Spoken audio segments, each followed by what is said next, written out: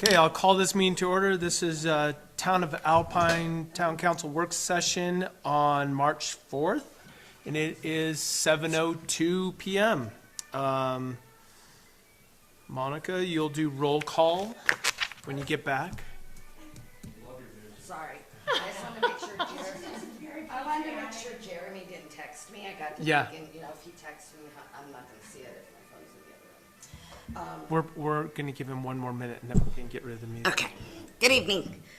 So, Jeremy Larson. He is absent for the moment. Oh, thank you. Councilman Burchard. Here. Mayor Green. Here.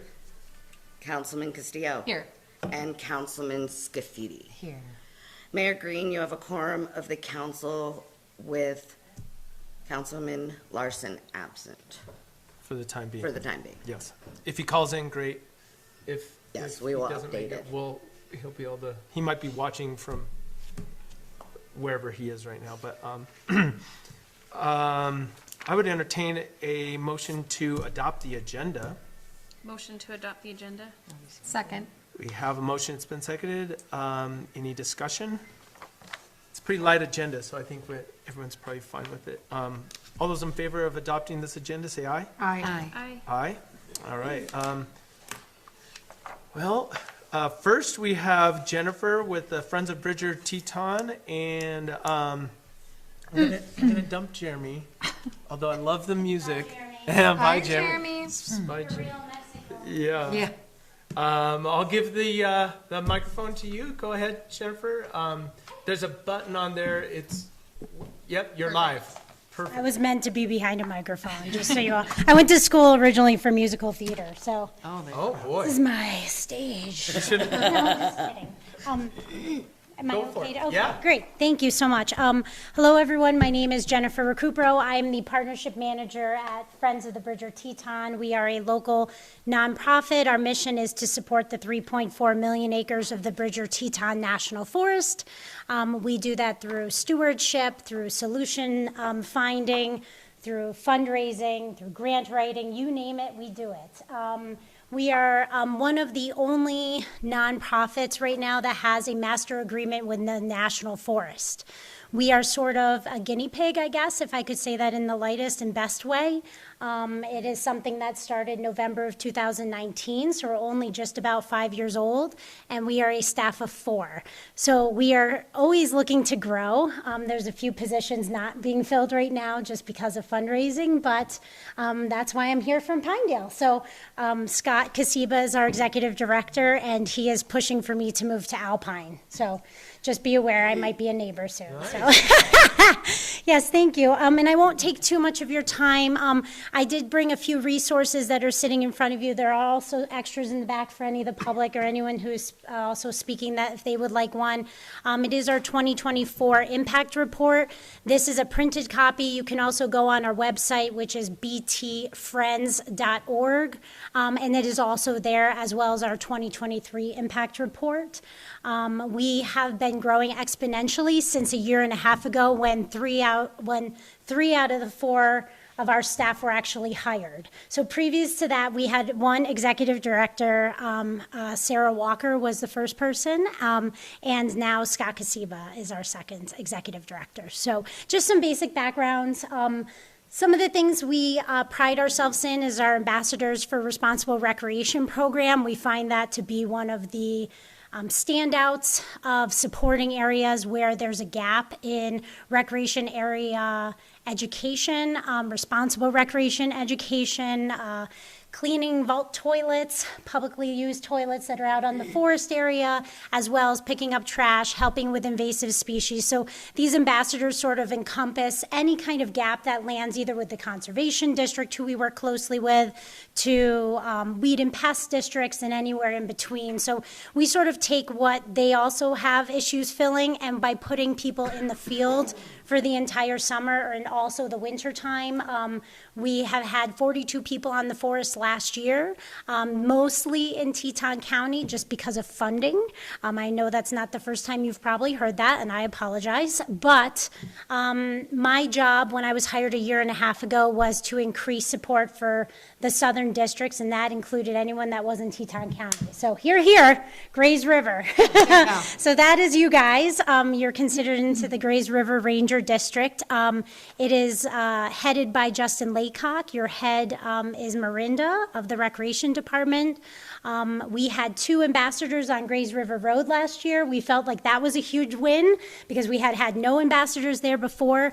Those 2 ambassadors were funded by Teton County money that was shifted through the Jackson Department to us to be able to stipend pay these volunteers. They live in dispersed campground areas. They might also populate high traffic areas, Teton Pass in the wintertime, places where conflict can arise. And so we do a lot with preventing search and rescue efforts before they happen. We prevent negative wildlife interactions because we know that we live also on their land. So we remind people to have bear spray and also just be conscious of their environment, the weather, altitude, things of that sort that maybe our visitors aren't always in tune to, but our locals are. Reminders of human waste disposal in the appropriate places, as well as dog waste, if you dare say. And then unoccupied fires. That is our biggest win. Since the program started in 2019, our ambassadors have put out over 800 unoccupied fires in the places that they landed, and each of those fires Good job. could have been a wildfire. That's right. I mean, these are the people that are like living in the woods, those badass RV like couples and everywhere in between that I'm just like, heck yeah, we so much appreciate you because they don't get paid a lot, but because they care, they keep coming back and they keep protecting these areas that we get to enjoy as locals and that our visitors come to promote economic stability within our communities. So that's just a little nitty gritty of it. I do want to be available to answer any questions. My email address just stated is Jennifer, as it's normally spelled, because I was born in 1982, as JENNIFER at btfriends.org. I'm also happy to take a phone call whenever, but currently, Grays River Ranger District is going through some hard times, as well as many federally funded, government-funded programs right now, and we have been lucky enough to step up and try to find the funds to support at least ambassadors in these high-populated areas. Right now, at Star Valley Ranch Travel and Tourism Board, we have a proposal, a funding request for them to support 2 ambassadors at Grover Park, which has never existed before. That has always seemed to be an area that has had some troubles. Just overall, nothing needs to change, just presence needs to be there to help support those that recreate there. And then we have another grant that just got put through with Dave Walters and Jeremy Larson at Alpine Travel and Tourism Board for those same 2 Grays River ambassadors to come back for next year. Unfortunately, all the funds for the government are frozen, in case you didn't know, as well as their charge cards. So they have literally 0 money to work off of right now or to plan projects with. That could change. We're not unhopeful. I'm a very positive Scorpio, so I feel very positive that things can turn around in however they want to be, whether that's our staffing coming back or programming being changed with someone else. We will be here, the Friends of Bridger Teton will be here to support the Bridger Teton National Forest no matter what. We would prefer to do it with the current experienced U.S. Forest Service that were staffed there. We don't have much say into that, but currently Marinda's recreation group, which does the trail maintenance and overall recreation area protections, wildlife interactions, things of that sort, they are normally a staff of 8.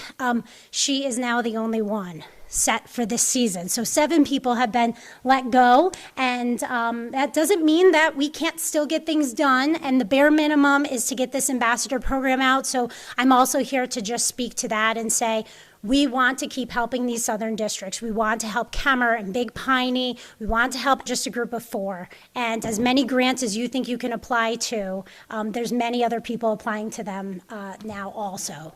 Think of every federal agency that's federally funded and any group that supports them. So we're in a tough place. But I'm hopeful, like I said. So I'm hoping to stay there and make sure that our search and rescue and our LEOs and PFOs, the people that have to write the tickets, that have to get involved when there's dangerous situations, don't have to increase their capacity because of this.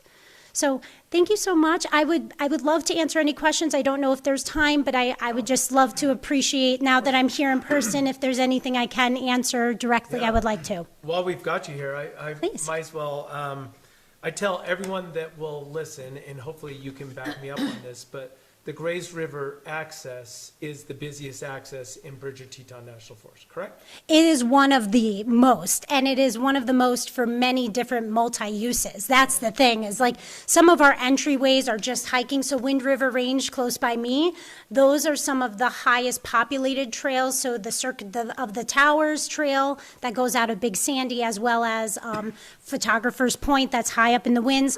We're not seeing a lot of multi-use there. So those are the most populated. Those are a lot more difficult to get to Hiking. than just going directly from the town of Alpine, basically. Hiking why? I'd say the main difference is multi-use. I think the main difference is multi-use. So the capacity of who you welcome into those areas. Right. Well, year round. Yeah, too. for sure. Yeah, we're busy year round with that. Yes.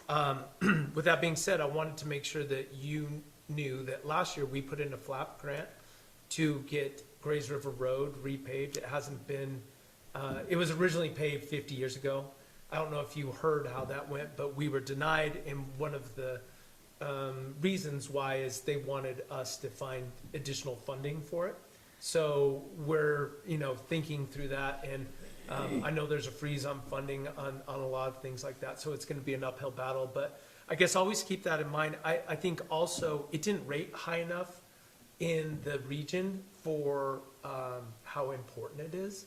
So we want to keep letting everyone know how important that is, because of course we want to make sure that everyone, upwards of 2,500 people a day Sure. around 4th of July are coming up and down the Sure. road to access the forest. That we want to make sure that we're all sharing this space, and that our infrastructure doesn't become so degraded because of all that action, without kind of that thought. But anyways, Understandable. And it is definitely on the radar.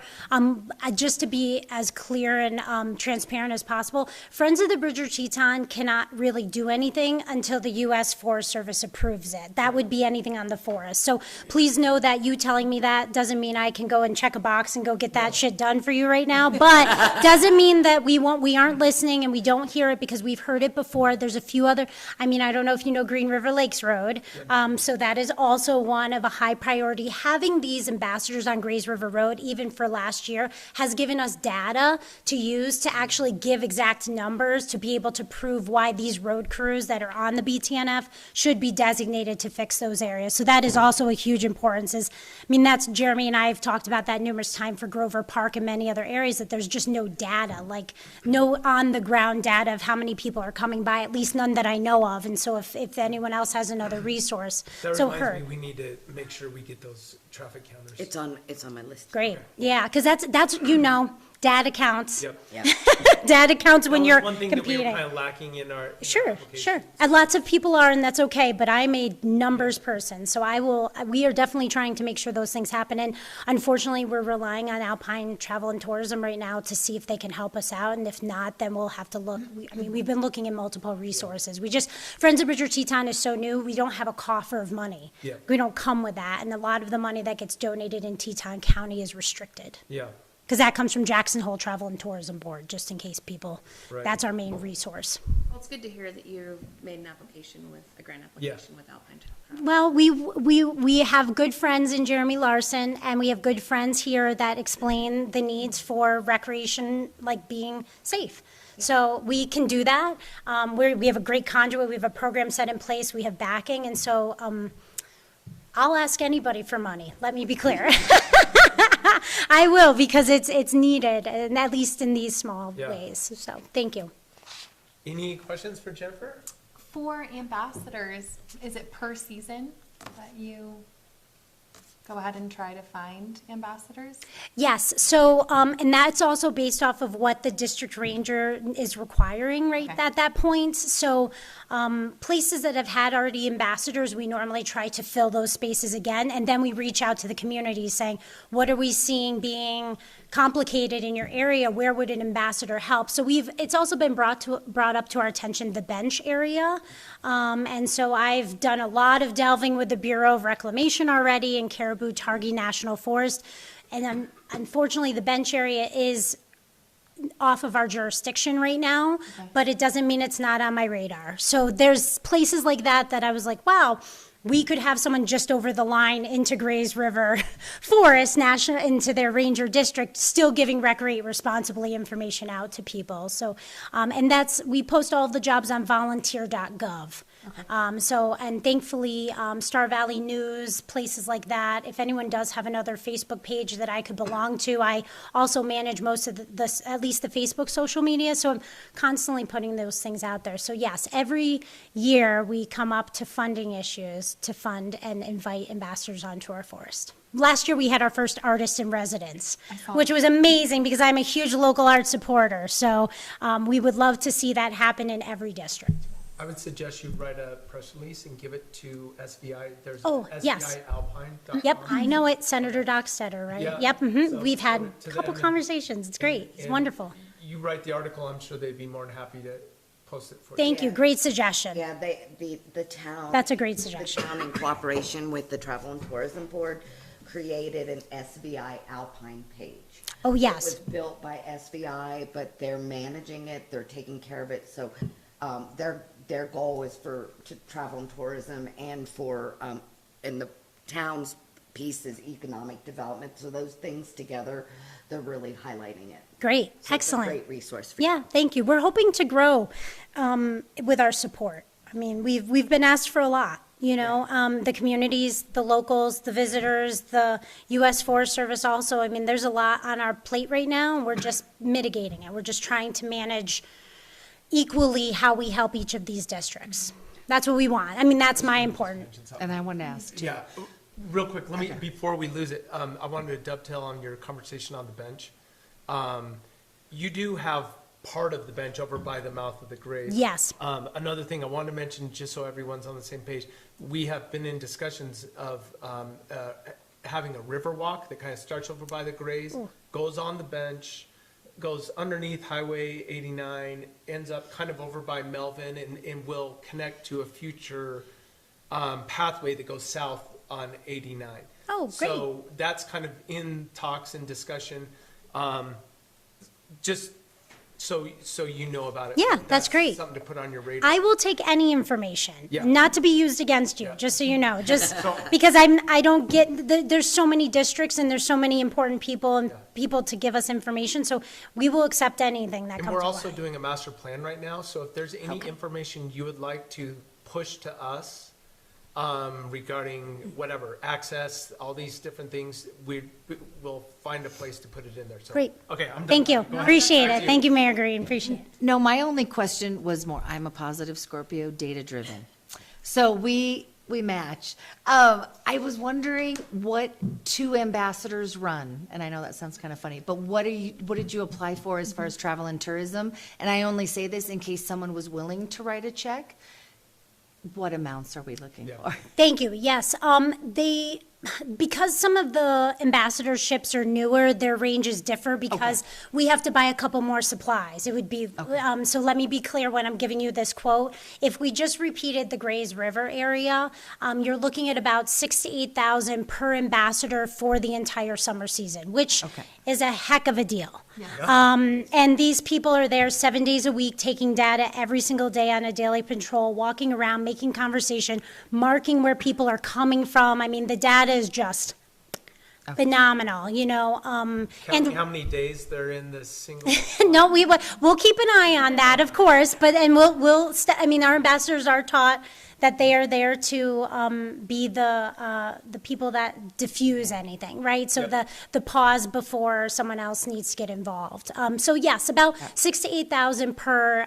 Extra supplies are sometimes needed. We rent 4x4s, so those would be additional. So we've got eyes in the area if anyone would love to donate for a summer season or give us a discount for some, because some of the areas that they patrol are obviously out of the way. And so 4x4s become a great way. Grays River, driving a car down that sucks versus, a quick scoot around. So those are some of the things that take a little bit extra money, and those rentals are $10,000 for a season for each. Wow. Yeah, like a 4x4, side by side, I guess, I'm Yeah. sorry, and things like that. And so we would probably only, we don't know what's going to come with the U.S. Forest Service. So we're planning as if nothing is coming. And so we just want to make sure that these ambassadors can still be out there. That's our goal.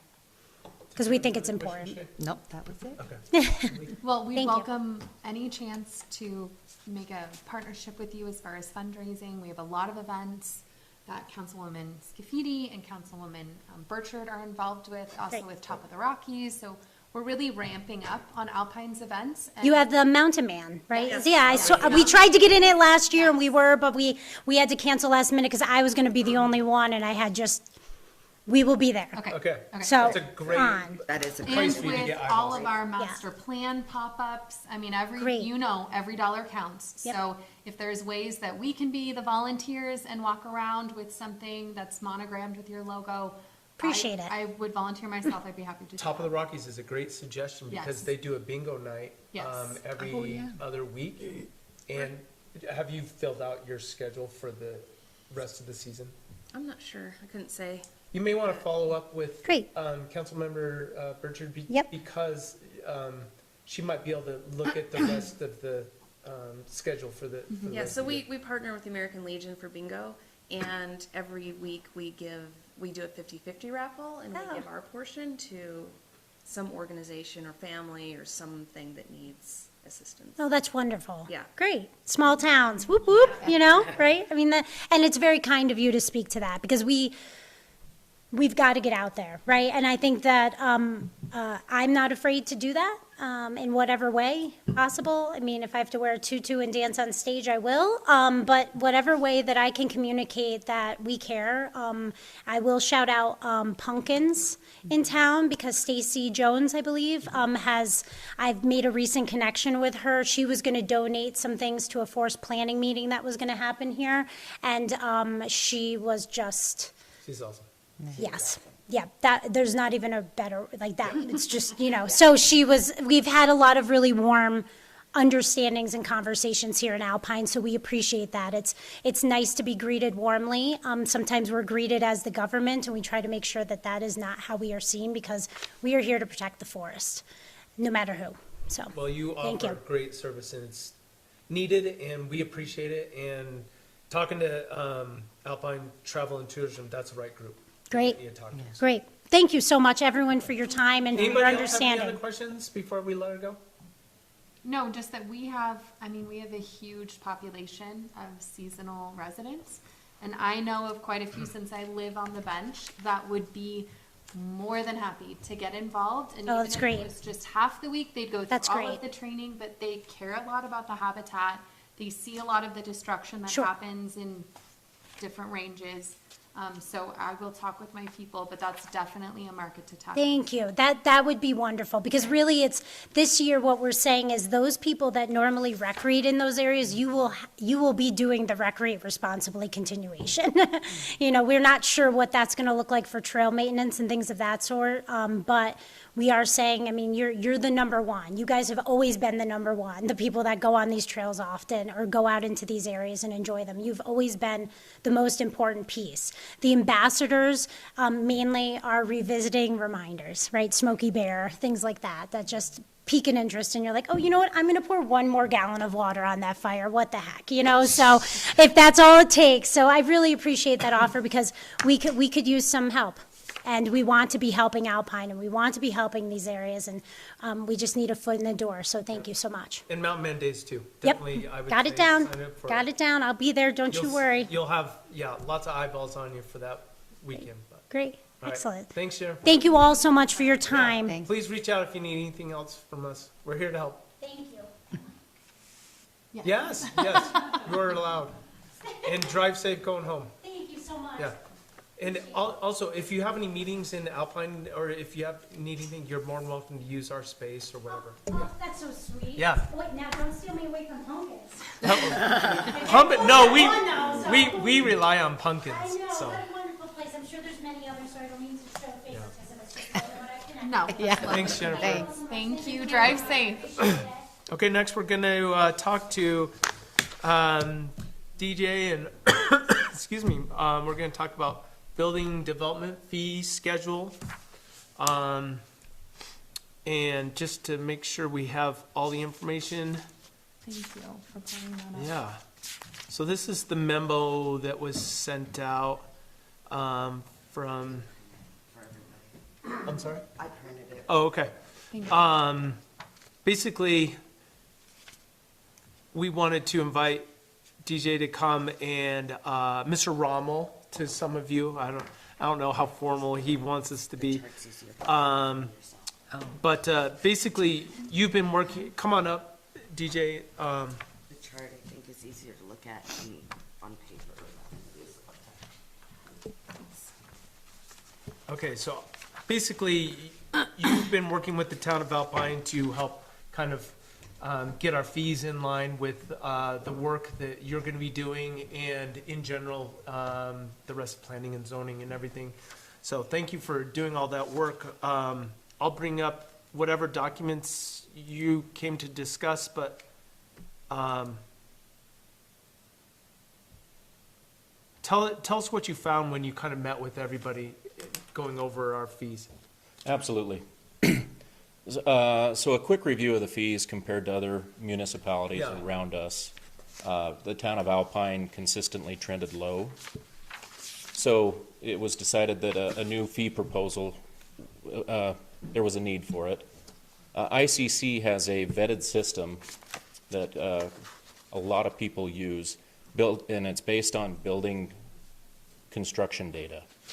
And the nice thing about it is it's updated at least annually, so you have a built-in inflationary marker. And then, so it's a matrix based on type of construction and occupancy. Then it has $1 per square foot. You just multiply that to get your total building value.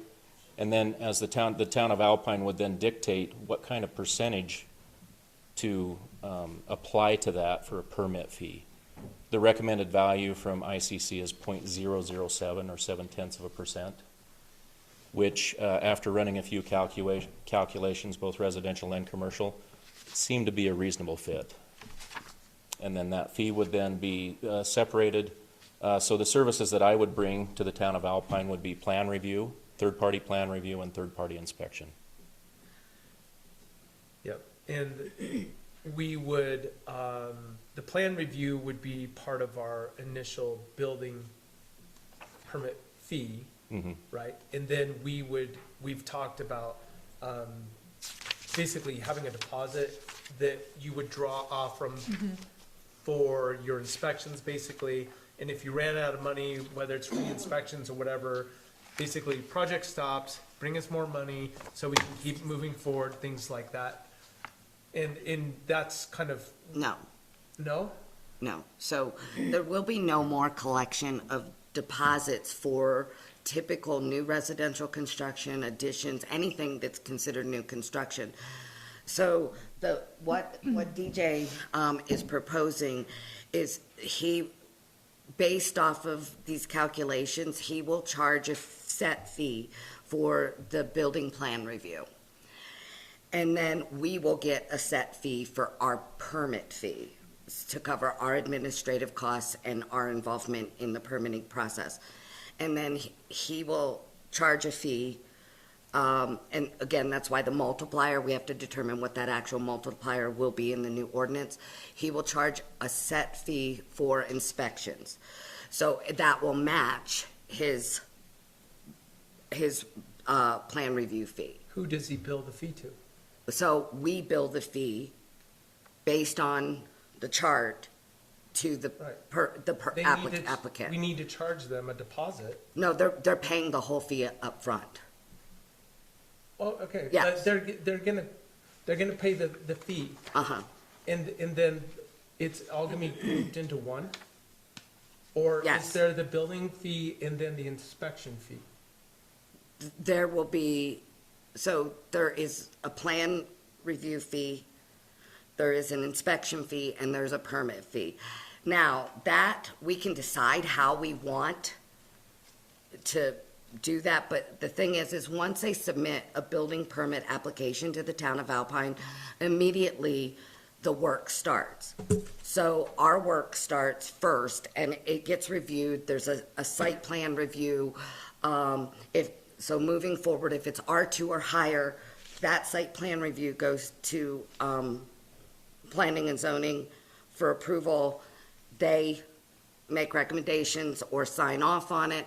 Once that's done, then it goes to DJ for the actual building plan review. So at that point, before a permit's even issued, 2/3 of that has been spent. Well, then it's not enough. No, so the third, so you can charge, you have to charge at least 2/3 at application, is what I'm saying, 2/3 of what? of the original fee. You can charge them the inspection fee at issuance of permit if you want, but that just adds another, step to the Okay. process. I don't want to get in the weeds too much. I think you and I need to get on the same page because that's not my understanding, but we need to make sure that, whatever the fee is, I think it's smart to say, this is your building permit fee, Yes, Have a set fee. whatever, if it's a set fee or whatever. It will But be. we have to have an ability to go back when he spent more money doing so inspections. it's this calculation, the bigger the building, the more it costs, the more money he gets. So that's the process I wanted you guys to understand. So it's not like he's charging us $500 to do a building plan review and, No, the more Scale of complicated the- building, Right. it's charged more, but there Yes. has to be a way for us to stop the project when that's run out of money. it won't run out of money because he's gonna charge the set fee to No, us. Monica, when there's re-inspections and all these things, That's different, that's billed separately. Okay. Re-inspections will be billed. So will that you bill the re-inspections directly, or will that still go through the town? Everything would go through the town of Everything will Alpine. go through the town? Yes. Yeah, no direct And they will exchange not of money. get a certificate of occupancy until it's paid in full, So they pay up front Yes. basically all the fees all the fees. at the beginning of the project. Mhm. And then if you have additional fees that you need to bill for, then we will bill the billing. Yeah, and he doesn't have to go back and inspect if they're not paying re-inspection fees. I mean, we can certainly do that process, but the deposit thing creates a whole nother level of tracking and work. I mean, he will bill us, he will let us know what that fee is, and they will get billed, so. Okay, so for DJ, that you would additional look, inspection. you would look at the scope of the work of the project, and then you would say, here's your set fee for the building plan review, and here's your set fee for the permitting. You can go ahead and bill them for that. Inspection is, we'd love to have that up front, but that would be something, So the way I'm saying it, to rephrase it, it's not a set fee, it's a set percentage of the. Yes. Okay. Of the plan, or Right. of the permit. right. Everyone has their own fee, Right. yes. Well, based on the size and scope of the project. based on the matrix that ICC produces, that Okay. would come up with a building valuation. Okay. And then the percentages applied to that would be consistent. Okay, And That makes that's where you get the equity, residential is cheaper than commercial. right. Yeah, So the common denominator is the multiplier. the multiple, Right. exactly. Yep. Yes. And then, As long as we have that matrix, then it's real easy. You tell us what we need to charge them, right? exactly, yeah, we Okay. can work together. I mean, we'll know the occupancy, we'll know the building cat type, and the rest is just a calculation. Yeah. And then at a minimum, you want to collect your administrative costs and my plan review fees up Okay. front. Okay, Because those get burned up regardless of what happens. okay. And then if they want to continue on with the permit, then we were talking inspections and hookup fees. Can be paid at issuance of permit. Yep. Do you ever see scenarios where administrative costs are more than anticipated? By the time they're issued a permit, Right. most of it should fall on me for inspections. Okay. Unless there's severe complications, but Okay. I think there's safeguards in there. And then how much time after you've set the fee for that project, how much time do we give them to then pay the town? Like, what is our, Well, I don't think we've discussed that, Monica. Okay. I was just curious, just Yeah. because since it's not something, certainly a builder can, or a developer can look up in our land use development codes and see our multiplier. But other than that, they would have to be in conversation with you to see, well, this is how They much I just should need make discharge. sure is invested. Our Right. administrator is Right. going to be able to tell them pretty Yeah. early, I Okay. think. That's, That was my only question. Yeah, so Yeah. basically you go, this is the type of building, and this is, This is your range. yeah, Okay. and then you find the rate and you do the multiplier. And so that makes it really consistent, and yeah, so architects and engineers should be familiar Oh, with this absolutely. mechanism. Yeah. And so I think they will be able to calculate it once we set the actual multiplier. Okay. And that I think is the big thing is, No, that's great. I What just want our to give them as multiplier- much time as yes. possible so that it's streamlined Yes. on your end and that they kind of know Yeah. what to expect. Absolutely. Nobody gets a builder permit unless they pay. yeah, Yes. they're not getting a permit. No. unless- It's nothing. Yeah. Agree. Okay, so I have a few questions. So as far as inspections, are you gonna handle electric and safety as well? No, ma'am. That's through the state. Okay, Those so- are the electrical and life safety are the two things I And are- don't have purview over. You don't, okay, but are we requiring? No. yes. Okay, because this is huge, because if we are not requiring state, They will. No, that, The Okay. state that requires defers it. to the state fire marshal's office Yes. for their criteria. The town But of they're- Alpine is not requiring it. It's a Okay. state Hold of on, Wyoming. explain why you're asking. I'm asking this because we have several homes in this town that liability-wise, those steps are being missed. And so I feel like if we aren't requiring electric and safety to be inspected, they're not doing it in the county, we're not doing it in towns, we are not worried about the public safety. And so I feel like we dodge these because we always are like, oh, the state has it, but the state doesn't have it. So is that something, I understand that you don't have, I guess, as you said it, purview to it, but is that something that could be done? In my opinion, I believe that the town of Alpine should adopt the criteria that the state fire marshal has, which is on their website, which at a certain square footage or a change of occupancy or a certain classification of occupancy, they're required to submit to the state. And I believe that the town of Alpine should not issue a permit Unless they, until, if Okay. that criteria is That's- met, that the That's state has real easy to responded. do. We can it do is, that but the Okay. problem is the state, they don't have enough inspectors. So So then- I guess what I'm concerned about is, we submit. Their job is mainly looking at public schools, public buildings, anything that's state-related. So I don't know if residential just falls so low that we're not getting to it. It is a bit of triage. Okay, on because that's kind of where I just Yeah. feel like and I mean, and you tell me, and I don't want to speak out of turn.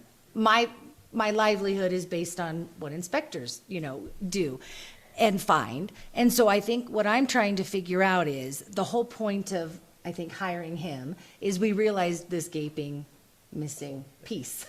And so I want to do right by people that spend a lot of money to build. That, one, they have a very honest builder who's kept in check. And two, that we don't miss one component that is very integral to the process. So that's kind of what I keep going back to. They Absolutely. always push off to the state fire marshal, and I'm like, he's not coming. Yes, Well, please. please come up to the microphone. Yeah. And I'm not trying to beat a dead horse here. I No, just, that's a great question. It's a great question. Dan Scal, Planning and Zoning, yeah, builder for a long time. When we get an inspection from the electrical inspector, he gives us a yellow piece of paper. Okay. It says, this home has been inspected. oh, on If the electric. If they don't supply that, Okay, they don't get an occupancy permit. Okay. Okay, so there's Okay. ways that we can set it up, but I agree with you 1,000 times. Okay. It is the one thing We just, that has burned down, killed more people. Yeah. It is the most important aspect. Structural is structural. Lighting some kid on fire, that's another. well, and it's always, that's what you hear, electrical fires all the Yeah. time. Sure. So, Now, okay. Isn't it, let's just clarify something, and maybe DJ or Dan could probably help with this. So why they do it, Stand up there, there you go. you guys would probably both be able to answer this, but they're able to do it in Teton County because They're bees- in-house.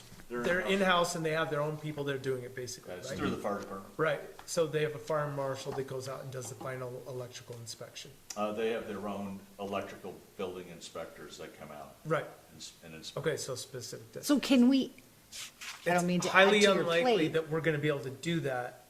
Okay. It's a very defined set of skills and experience to get certified in that. Okay. But I will say that we can politely work with the state to put pressure on them. Okay. It's beyond our control, but the squeaky wheel gets the oil. And if we're, reminding them that an inspection's necessary and we'd like to finish up our paperwork, And it's I also think we'd have making some sure leverage. the electrical, whoever's doing the electric on any house in the town of Alpine has to have, the business license, all those things, the due diligence, we want to know who they are, and they better have a license, they better have the master so I'm electrician gonna- and all that stuff. I'm going to clarify, our lovely state of Wyoming, anyone can get a license. It's a right So- to work state. What? It's a right to work state.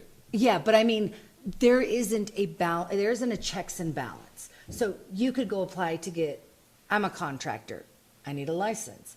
And I don't want to speak out of turn, but I don't believe they're making sure you're a master contractor. Master I electrician. mean, master electrician, I'm saying well, anything. I- They don't, Only for the electricians. I Oh, would That's take what I'm saying, exception the for electrical. electricians, Yeah. Yeah. So that's What- what I'm saying, you have to make sure you have a reputable company I know. that's doing the work in the town of Alpine, or we might have problems. okay, so my question is, are we asking, because we're going deep now, are we asking who your electrician is We do. during a permit process? Yes. Okay, and I'm learning, Yeah, yeah, so I just so want to no, make so sure. we ask- That would be the inspection report, correct? That would be the electrical It's inspection. actually part of the permit process. Okay. Yeah. You're listing, who's your excavator, who's your plumber. Oh, Over- okay, okay. Yeah, electrician, all that stuff. So, yeah, Okay. and that's when we check to see if they actually have a business license in the Right. town of Alpine. So that's one of our checks and balances. Okay, But- because I'm finding more and more new homes that aren't following. Oh, there's a zillion. Yeah, Now, let me ask you a question. Isn't it, the state fire marshal is required at what level? Is it R2 and above, or is it just It's commercial? a combination of square Yeah. footage and occupancy Okay. type. So, for example, let's just say someone went and bought a lot in the town of Alpine, was able to build a 10,000 square foot home. The apartments or something. Oh, Well, home. or a single-family residence, would they would have to get electrical inspection through the state at that point? Or, I believe that's correct. I'd need to No, it's refresh that. not. It's not. Because if you built your own home, it's got home rules, so you can Well- wire it yourself and you can do whatever you want. And That's the. that's the dilemma. part That's that's the dilemma issue. we have in Wyoming, Yeah. there is no checks and balances for contractors, subcontractors. Right. There's none. Right. You become it. Yeah. That's That's what the only Jackson- level that's what of- Jackson did. That's what Afton's trying to do. They're becoming the say-so. And if you really want to protect that piece, you need one at the fire department that will go inspect electrical. Because the state will not come here. no. It's like, you will call, I need you to come. They won't come. So, the only way that I see it, and you weigh in, if you can borrow the electrical inspectors from Jackson to come down and inspect electrical, it'd be huge. But it is the one thing. I don't have the answers for it, but I would say that the only thing that you're gonna end up doing is you're gonna spend money, you're gonna set up an office, and you're gonna hire some guy, like DJ, you're gonna hire somebody who's just inspecting Yeah. electrical. And I don't think we're to the point yet. And I think the changes that we're making here with hiring DJ and the changes we're making in the land use development code are a huge step in the right direction. I think it might take another whatever, maybe 10 years or whatever to take that next step. We just need the volume of building to justify it. At some point, we might get there, but And may I offer, that's why Jackson's permits to build a home is $50,000. right. Okay? Until you understand that relationship, that it might be $9,000 to inspect a home in Alpine, because you need an electrical inspector. And $9,000 is minuscule. It's little, Right. comparatively, Compared to Jackson, of course. but comparative everywhere. He'll weigh in. No, that's why I No, think these he's are. already these did big an steps. analysis. Yeah. But can I ask, so are you still, I mean, I don't mean to sound this way, but like, and I am not versed on all pieces, but if you were to inspect, we're not gonna say a state fire marshal, but you're testing outlets, are you, so none of No. that No. would be looked at? So how is it home inspectors, and I know it's a different beast, but obviously 1,000 home inspections are done in Star Valley, and they're testing the light sockets. They're not stamping it with a state fire marshal, but at least we know these sockets aren't to code. These don't have, GFI, or is that something that's, Even in Teton County, that would be at a third-party level.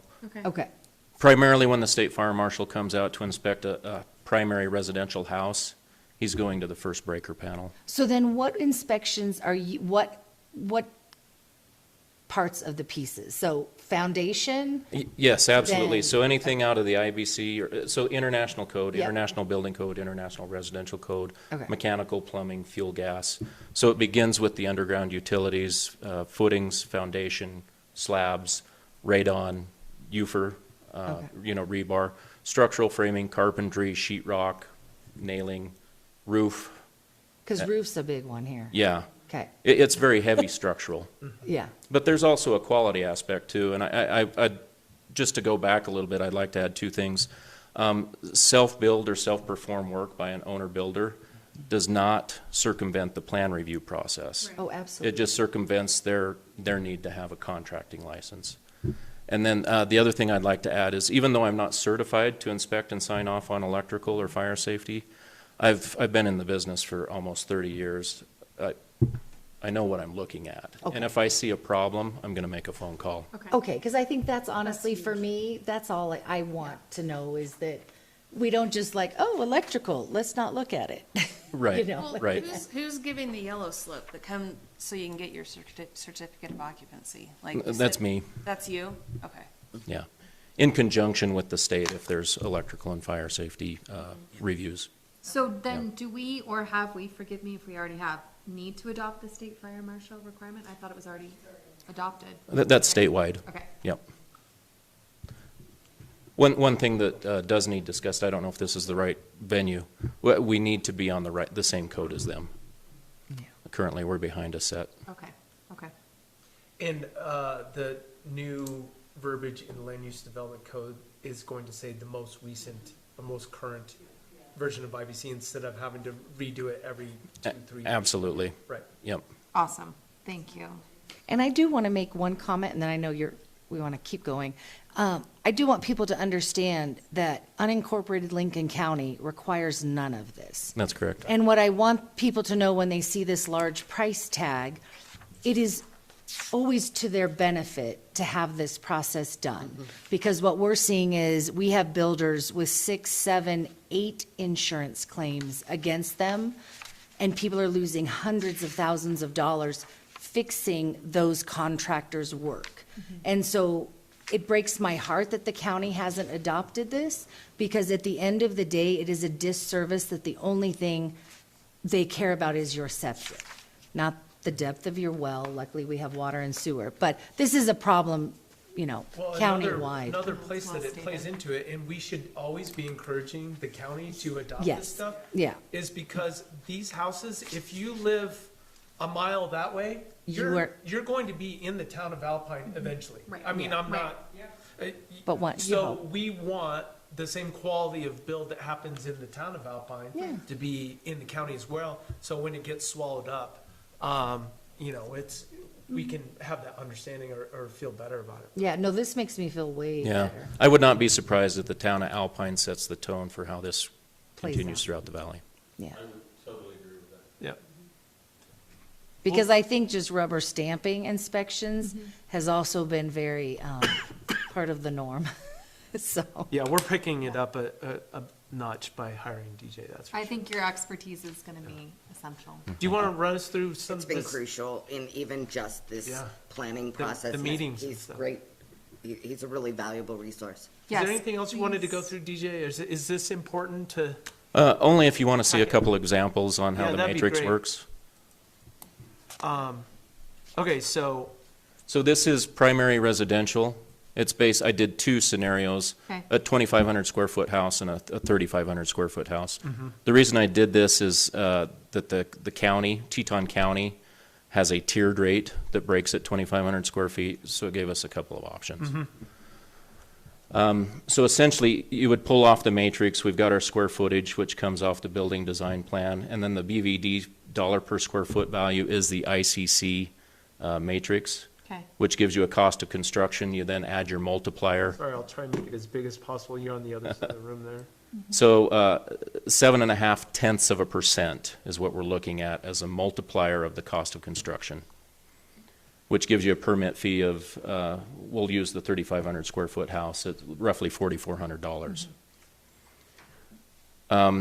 What Monica and I have discussed is that we would take that permit fee, cut it in half, where the town of Alpine would take half of the 4,400 for administrative fees. I would then take 50% for plan review fee. And then if the permit is issued, we would add an additional 50% for inspections. Yeah, because, and the reason for my logic, I just want you guys to understand in looking at the numbers, if you look currently, we charge for the 3,500 square foot property, we charge $26.25 is the fee we collect. Total? That in total. And that fee covered plan review, planning and zoning, all of, the administrator's time, all of the inspection. That's what we got. We got $2,600. So what I'm proposing is we don't need to increase the amount necessarily that the town gets. So in the case of the 3,500 square foot, our permit fee would be $2,196.79. He would get $2,196.79 for plan review and $2,196.79 for, so what you're seeing there is a doubling of that multiplier. What I'm suggesting is it should be 2/3 of that total. So and Yeah, I think we need to did- play with, we need to play with these a I little did a bit. spreadsheet for you, so I'll send it out, but I wanted you to understand what he was recommending before I then sent you my spreadsheet, so I'll send you my spreadsheet, and you guys can play with the numbers yourself. But if you then go to the next page, you'll see the other comparable prices.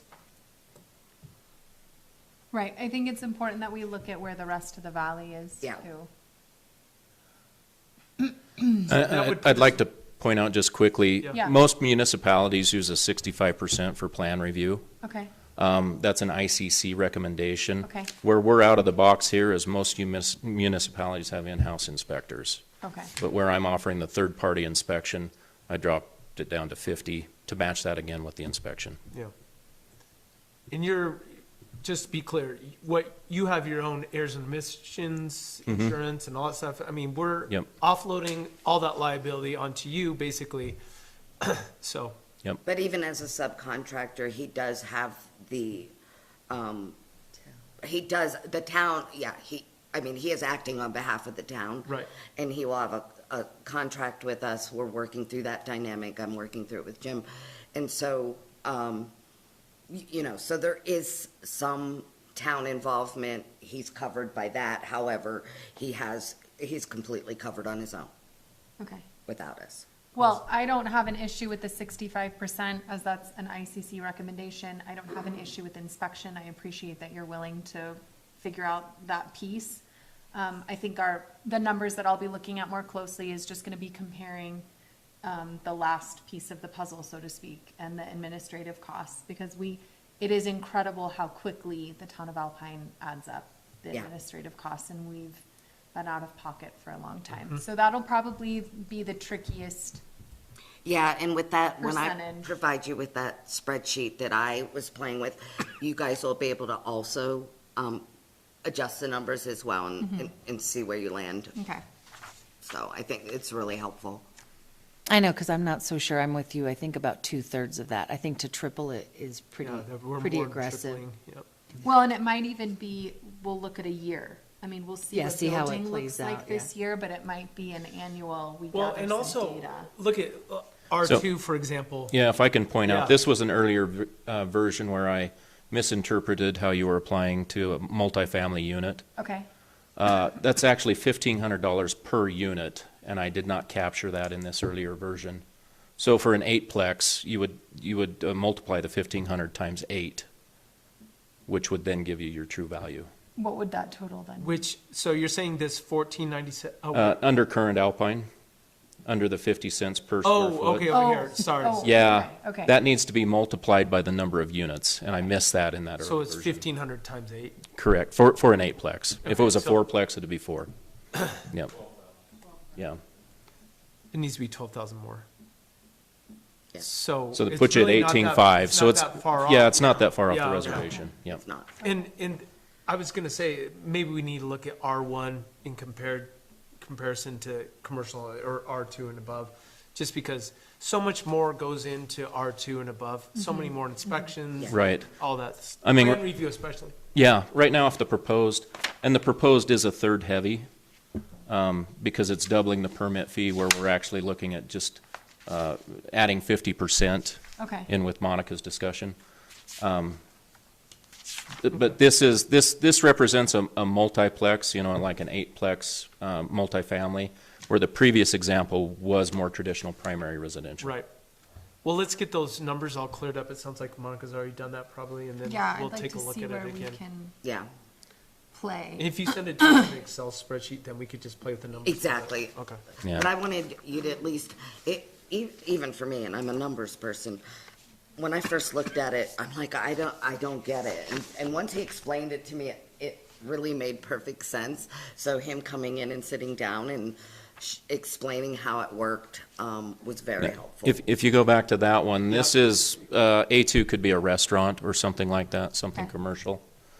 So where that multiplier doesn't come in per unit, I think this is where you're exceptionally low. Right, Oh, yeah, we're crazy low. Yeah, okay. Yeah, look at Star Valley Ranches even. yeah, that is Yeah. unbelievable. Yeah, I think it's really R1, we all want to be sensitive to. We want to be buildings that- friendly to the homeowners, Right, absolutely. Right, because that's amazing, they don't use a lot of utilities, it's long-term impact for the community. So Mm-hmm. I think really I'll just be looking at what we can do for Yeah. larger. Yeah, Well, that's great. Is there more here that you want me to? I just did the 3 examples. This is just an extension to Yeah, compare to other got municipalities. it. Okay. if we need to reach out to you, DJ, just. so we Anytime. Totally, okay. Yep. Thank you. I might need a little bit more explanation. And Monica, when will you have that? Do you have it ready to go to send out to everybody? Yeah, I Okay, can send that to you. Mom. so we should have that in our inbox. And I can even forward you the information that he sent to us so that you have his, because his is in a spreadsheet format Okay, as well. awesome. But we're looking at, again, that common multiplier of 0.008. The multiplier is what you want to control under this format. Okay. Yep. That's great. Any other questions for DJ? We'll appreciate everything you're doing, and How quickly do we need to make a decision? when are we gonna have our Is it by first our reading of meeting? that? I think we were So- trying to by the next meeting, so Yeah. that Okay. we would be in place for building season. Yes. Yes. So we're gonna do the first read, our goal is to do the first reading on the 18th. Okay. And I will also, will announce it during the regular meeting as well, but we're adding a special meeting on April 9th. Okay, I believe, without seeing the calendar. for For the- third. Yeah, we Right. wanted, instead of having the work session, the first week would be, the Oh. work session would be during spring break. So if we do it the next week, Okay. then we can have the first reading of this amongst other things in our March meeting and have everything tied up and finished for the third reading by April 15th Okay. meeting. Okay, So then we're set for the building season and, yeah, okay. we're good. So that's Yeah, our the plan. sooner the better. Yeah, Yeah. so anyways, Yeah, and our goal is to try to, as we work through this list tonight, is to make all these things, we're gonna try to target it so they all come into effect at the same time. Okay. Cause we have land use development codes, special use permits, building fees. Is there something else? Should we mention remodels really quick? Oh, yeah. Because that is an exception. Yes. You have your affidavit type stuff, which won't come to me. You have your new construction, your new additions, which is this format. Remodels, it's a huge spectrum and it's hard to fit it into a box. Right. So we're just looking at a time and material analysis. Okay. And then come up with a custom fee for those. Okay. what's your feeling, since we've got you on decks in general, inspecting, not inspecting affidavit versus traditional? It's a bit of a gray area. That's, I mean, there's a Got it. structural component to it, but, you know, it's also a deck, you know. Councilmember Scavidi could probably talk to this, but she has examples of trying to sell a house and it went bad because the deck was basically falling off the side of the house, sort of thing. Mhm. So I I would be interested to think about it some more Yeah. and let us know what you think. I do know the ranch requires structural stamp for anything like that. My recommendation is you're either all in or you're all out on decks. And you don't, because I always feel like, I don't really am worried about a deck that's Low, 18 yeah. inches. It's the second story deck. That's really the only Yeah. one that I Well, don't want to there's a get thought, into. you could establish a height of the deck to Okay. ground level, and Okay. that could be your cutoff. If it's Yeah. You know, treating it like a fall hazard, Yeah. Yeah. that might be a reasonable way to go. Okay, Just something we can defend. that's a very good recommendation. Yeah, mainly just tying it into the Yeah. structure. Right. Most structural, Would have it, most structural design guys will stamp the deck. yeah, okay. Well, I'm thinking of somebody after the fact, the house is built, you've already got your certificate of occupancy, and somebody's like, I want to build a deck over the weekend, or, you know, this summer, and I don't know, how you're tying it in, how you're shoring it up, huh? Show us their structure. I mean, so a lot of people come in the hardware store and we size it with our software and print out a little sheet that you get a 2x8 or a glue like this size. Yeah. So you're kind of doing some of that structural stuff in the, We do a lot of that, I mean, a lot of Yeah. that design work for little decks and things like that. I don't know if that printout would be sufficient enough instead of having people find a structural engineer. Yeah. but that's what I don't want people to have to go get a stamped set of Because they drawings. won't. I mean, it's, Right. yeah, ridiculous thing. Right. We're just gonna have the Wild West again, everyone's gonna be out there, you know, Because most of the time people are building with 2x6, not 2x10. yeah, and they're not digging They're 4 not- feet they're down not for their following the footers plan and, anyway. yeah. So if you require a plan, they gotta follow the plan, and it's inspected like the plan. Yeah, I agree. It's an all in or an all out. Right, Yes. well, just give us your I totally recommendation agree on with that, this, yeah, Yeah. Okay. that's great. Thank you. Anything else for DJ? Thanks. Okay, thanks, DJ. So that is the end of our work session. That was supposed to come after. Yeah. So I would entertain a motion to adjourn. Motion to adjourn? I second that. We have a motion that's been seconded. All those in favor, say aye. Aye. Aye, okay. Does anyone need to take a 5-minute break, or can we get right into the town council meeting, the special meeting? Let's get it. Okay, we'll get right into it. So I'll call this meeting to order. This is town council special meeting on March 4th at 8:05 PM. We'll start off with the Pledge of Allegiance. Normally we do that at the beginning, but we'll do it here. I pledge allegiance to the flag of the United States of America and to the republic for which it stands, one nation, under God, indivisible, with liberty and justice for all. Okay. Thank you. Madam Clerk, roll call. Councilman Larson, Is absent. Councilman Burchard, Here. Mayor Green. Here. Councilman Castillo. Here. And Councilman Scafidi. Here. Mayor Green, you have a quorum of the council with Councilman Larson absent, and he was excused. Yeah, he's excused. Thank you. Has everyone had a chance to go through the agenda? It's kind of been updated a few times over the last couple, I mean, today especially. Just mostly typos and things like that. But I would entertain a motion to adopt the agenda. Motion to adopt the agenda. Second. We have a motion, it's been seconded. Any discussion? All those in favor of adopting the agenda, say aye. Aye. Aye. Okay, first thing on the list, and DJ, you're more than welcome to take off if you have to, but if you want to. If everybody's good, No, you, thank you for coming. you. Appreciate it, yeah. feel free to reach out for anything. Okay, Perfect. We will. okay, let Can me, we pull up? yeah, let me get this cleaned up real quick. Get rid of that one. And I may need to pull that TV around if you can't see that. I've intended for everybody else to Oh, see sorry, it. Shay. Oh, I'm fine. Okay. Here, you can get. It's all close. good. Okay. The first one on the list here is the special use permit. And we kind of made some changes today just in the way it looks and everything. But if someone wants to get it on the table, I can describe it during the discussion. I make a motion to approve on first reading ordinance number 2025-004, special use permit. Second. We have a motion, it's been seconded, discussion. Okay, so this ordinance came up basically in discussions over the past couple years, and Jim suggested that, I'm having a brain fart, what's it called when someone comes to us and they're looking for a variance? Yeah. They found it. Anyways, the variance has to have these 3 statutory requirements and all that. This would kind of fill in the gap for somebody that basically would be unable to use their property for some reason, and we wouldn't necessarily require the 3 statutory requirements, and this is kind of to fill in that gap.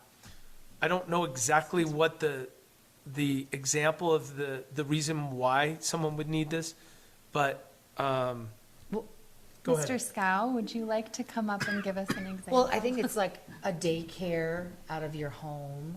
Wouldn't that be, that to me is a special use, or a church within a residential? Yeah.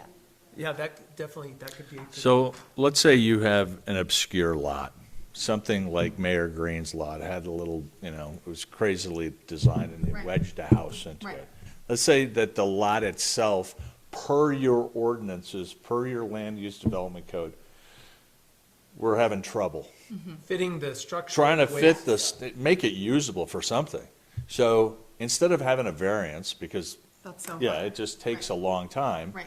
There's an agreement, we would, planning and zoning and the town council would look at it and say, yeah, I understand what they'd like to do, we're gonna change this up, and we'll give them a special use for this piece of property. Based on that one thing, that is property. But if you're gonna do it for a daycare, you better have a daycare ordinance. And you better have a housing, you might have to have a hotel ordinance, because you're not gonna be able to attach a special use permit unless there's an ordinance that says, this is what you gotta do. And this is what's regulated. This is what's regulated. And so I believe in the last meeting, Jeremy wanted it for Short-term short-term rental, right? Unless you have a short-term rental of some kind of ordinance that says this thing doesn't fit into that ordinance, would you be able to use your special use permit? Yeah. I think short-term rentals needs its own ordinance, in my Yes. opinion. But Um, I'm just, Right, right. I think that's a great example. If for whatever reason, the structure that we've designed or whatever will not fit on the lot, maybe it encroaches into the setback by a foot or something. Right, right. you would come and get, a special use permit that would basically allow you to do that. Yeah, for me, it was more architectural, structural setbacks. Okay, because that's where I am confused, Dan. Because, like, the definition I have of a variance is a waiver from a specific zoning requirement, height, setback, lot size. Correct. Okay, But that's specific to a lot that Zoning. is oh, a normal lot, a normal lot. okay, Let's say you get a triangle lot. okay, That's got some really weird hypotenuse, and it's at the end of a cul-de-sac, and it's up against the Forest Service, which we do have here. yeah, You look at all the lots, there's some crazy lots. Right. And it's gotta meet two setbacks, and let's say it's got two roads, it's got two front setbacks. Yeah. Now it's pushed all back in, and you're trying to put a Yeah. garage in, and it's okay, so somewhere we're just along gonna the kind of line, lump somebody's this gotta in, try to tell people, hey, if you go with a special use, we're gonna help you. Make you design a- this. But there'll be design requirements. Right. That planning and zoning or yeah, the board itself will say, we don't want it too tall, we don't want it like this, but we can get you a house. okay, Yeah, I think your example of a daycare or whatever, I think we need to figure out how to handle that specific case somewhere else. But like, for example, in our HOA, it's not allowed. yeah, Like- and normally HOAs cover it, Right, so, but we should. but the put a state pin in that. allows for it, Right, just to have a Yeah. daycare, but yeah, like, in a residential, sorry, to make that clear, but in your home, it has to, No. No. it has to No. fit into their Yeah. requirements too, yeah, yeah. Right, it says the decision for special use permit is based on whether the proposed use is compatible with the surrounding area and it aligns with the zoning code's intent, intent. yeah. So I think that's where it gets confusing, Yeah. because special use could be so many different definitions. Yes, or muddly, And I think the Right. rewording of that, Right, that if it is a daycare, a daycare is now fit into your daycare ordinance for, healthcare or whatever. right, yeah, You're gonna have a specific ordinance that covers that has all the rules and regulations in it. okay. That then you get to follow to make the thing Yeah. work for you. Or okay, Okay. Okay, all right, okay. Does anyone have, and there was a couple places in here where we didn't have information like section, and we wrote in to be updated before the second reading. We just didn't know what section of the land use development code Right. it is. Okay. So we will clear that stuff up for the next reading. Yeah, because we're gonna have to add language, that allows special uses in the land use development code. And so I do want to clear up some misconception. This is not a town council process. So special permits do not come to town council. Right. They go to planning and zoning. So we will create an application process, a checklist, a fee. There'll be, end up being a fee in the fee ordinance that we're updating. And it will go to them, and they may approve it with conditions. So like he was saying, this is this weird lot, but this is what will allow you to build on this weird lot. However, one of the requirements of this is after they either approve with conditions, deny it, there is a 15-day period in which council can get involved. And so the ordinance allows you guys, whether approved or denied, to pull that into town council purview and then have a special hearing of your own. So I don't know what those circumstances look like, but it does give town council the opportunity to have the final say. So in reading that, what we did today, when we really were closely reading that and that sunk in, I said, we're not issuing a permit until after that 15-day period's up, because I don't want to issue we don't want to issue a permit 2 days after planning and zoning approves it, and then you guys decide Okay. you want to review it. Let me play devil's advocate. Should this be required to come to town council? Elected officials. That's up to you. I feel like for variance, I mean, we've seen it go through councils with variance, but. Well, it's required for variance. Right, I haven't What seen if it it- for special use. Well, what if it was, maybe per the recommendation of planning and zoning? yeah, that, I trust I think planning it has to and go to zoning. planning and zoning Right. Oh, first, yeah. but I Yeah, mean. but they do- could really recommend, they wanna could say, this micromanage. we're Yeah, I don't comfortable either. issuing a special use permit for, but this we're not sure, so we want this to go to council. So we could put it at their recommendation. I just, And this, yeah, well, it takes some of the pressure. the off law you. does allow them to refer it to you as well. This ordinance does, but it's not required. Okay.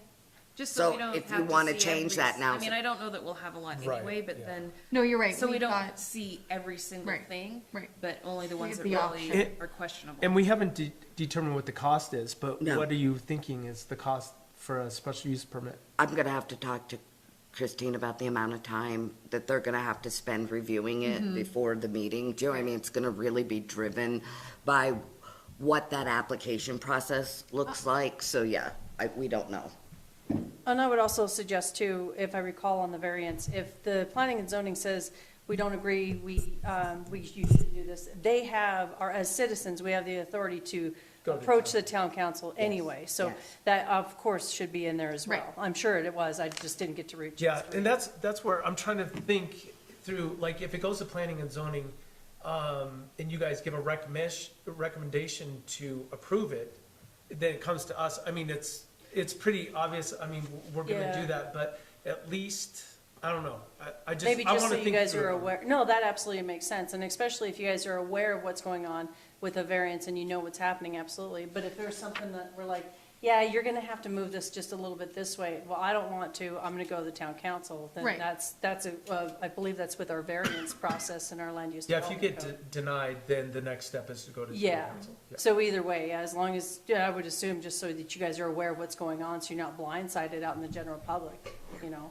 Well, you're right. If anything, we could work off of your recommendation and then just build our own data Yeah, from there. And we're still Uh-oh, he's No, right behind no, me, no. isn't he? You respecting can- the right to. A appeal. variance can be denied, Right, and so can't this special use permit. special use permit. Okay, You know, so it's not like it's an all or nothing. It's, you either have to present why it's not gonna work to get a Right. variance. Right. And you have to do the same thing for the special use permit.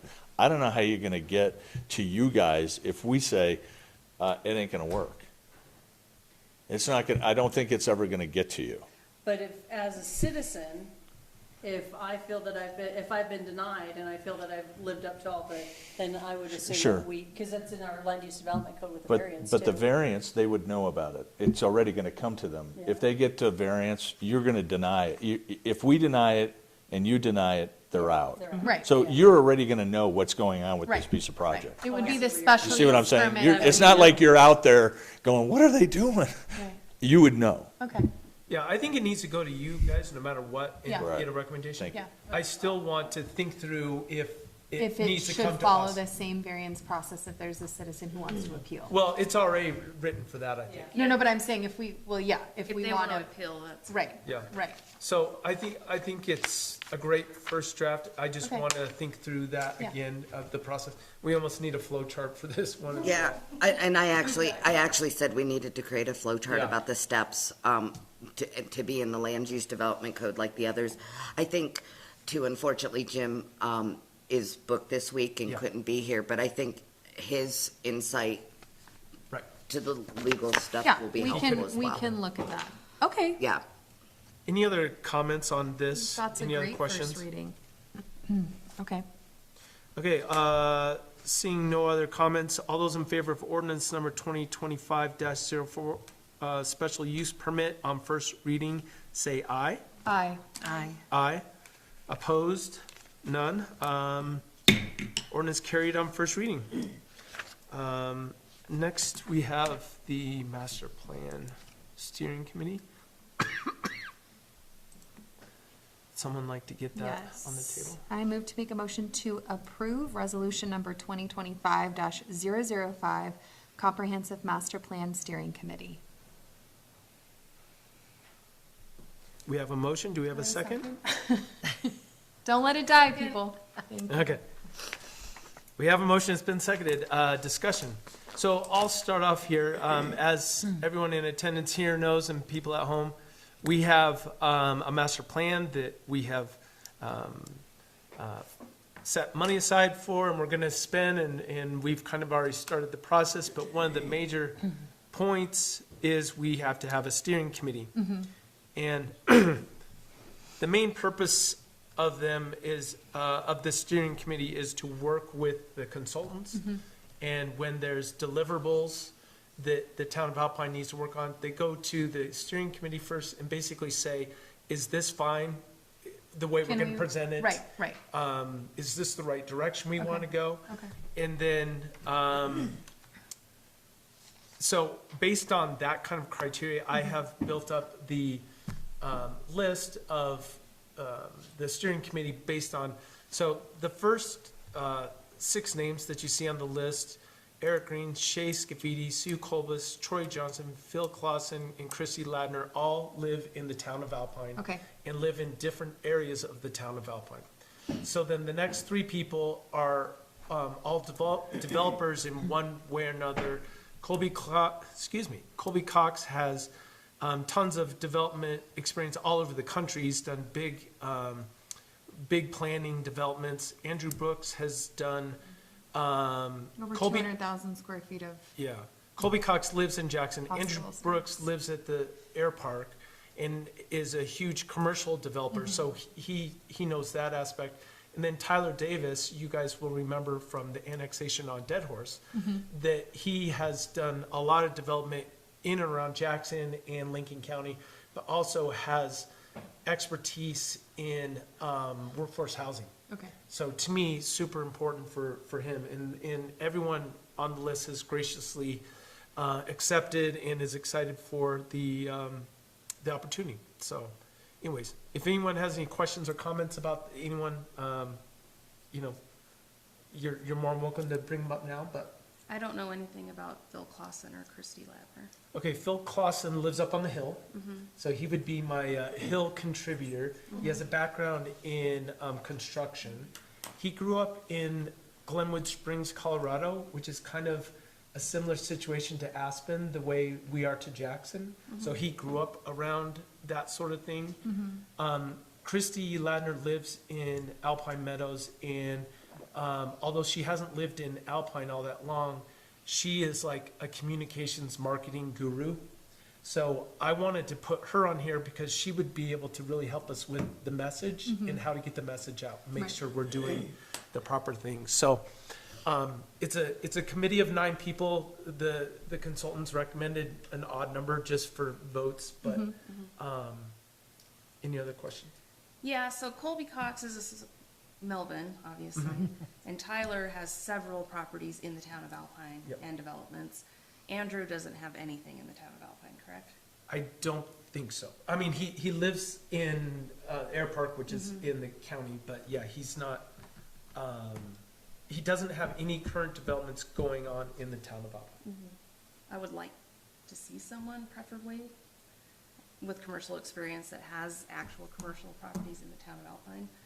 I think they have a little bit more skin in the game. So, I know, he just left, because I really expect to see Dave or Richard Jenkins on that list, and I wish Dave would have stuck around a few more minutes, because, See, The cautious part would be conflict of interest.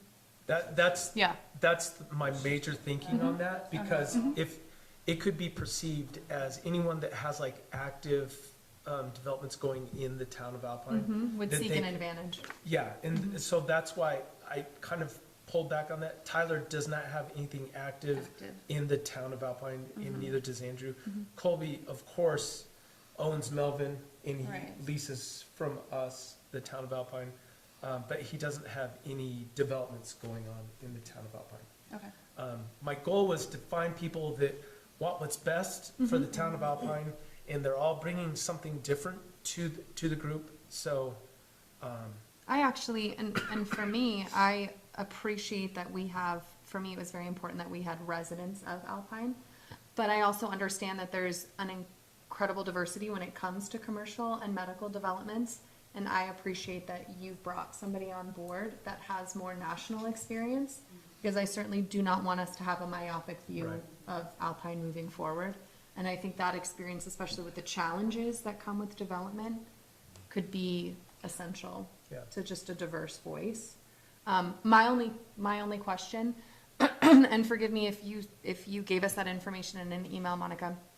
How did we advertise? How did we Did we do an e-blast? Did we reach out to the community? How did we I was not, market that? Other interest? than just announcing during meetings. I was not asked to. Yeah, there wasn't like a Okay. email blast or anything. We tried to, at every single meeting, we mentioned it, and if anyone was interested in getting involved, to reach out to me or anybody here. Did anyone receive interest from anybody? Andrew reached out to me, so Okay, he reached out to right. you. And then Sue Colbus, of course, was interested. I was just curious to see, I know that sometimes we don't get any responses back, but I just wanted to make sure Yeah, this first there was, step. yeah, there was no, we're seeking people for the steering committee. Okay. That was done by our office. It was only everything, all the communication Kind of that was word done of through your mouth. meetings. Yeah. Okay. And word of mouth. Okay. Yeah, so. So my second Mm-hmm. question is, so we have 2 members of council on this committee, Yep. and I don't think we can vote, because I don't think you guys, the 2 members of council that are on the committee, can vote. For Can ourselves? they? Yeah, for yourselves, basically. And since Jeremy's not here, Oh, we won't have a quorum. That's a very good point. We really needed him. Our first meeting That's a good is point. next, when is it? April, It's in April? April. So we could read this. Second week of April on a Thursday. Let me look up real quick. That's a very what good is point. the time commitment? Since we're Dozens of discussing. hours a month. I mean, is it a monthly meeting? Is So- it Cushing No. is saying? Cushing Terrell said 6 to 8 meetings over 12 months. Okay. Oh, some. So only when there's deliverables Okay. as well. And are we requiring in person? No. I think the time commitment's gonna come in the homework. What you do Mr. behind Mayor, the scenes, per your the content. Land Use Development Code, it specifically requires planning and zoning to help manage the master plan review. Absolutely.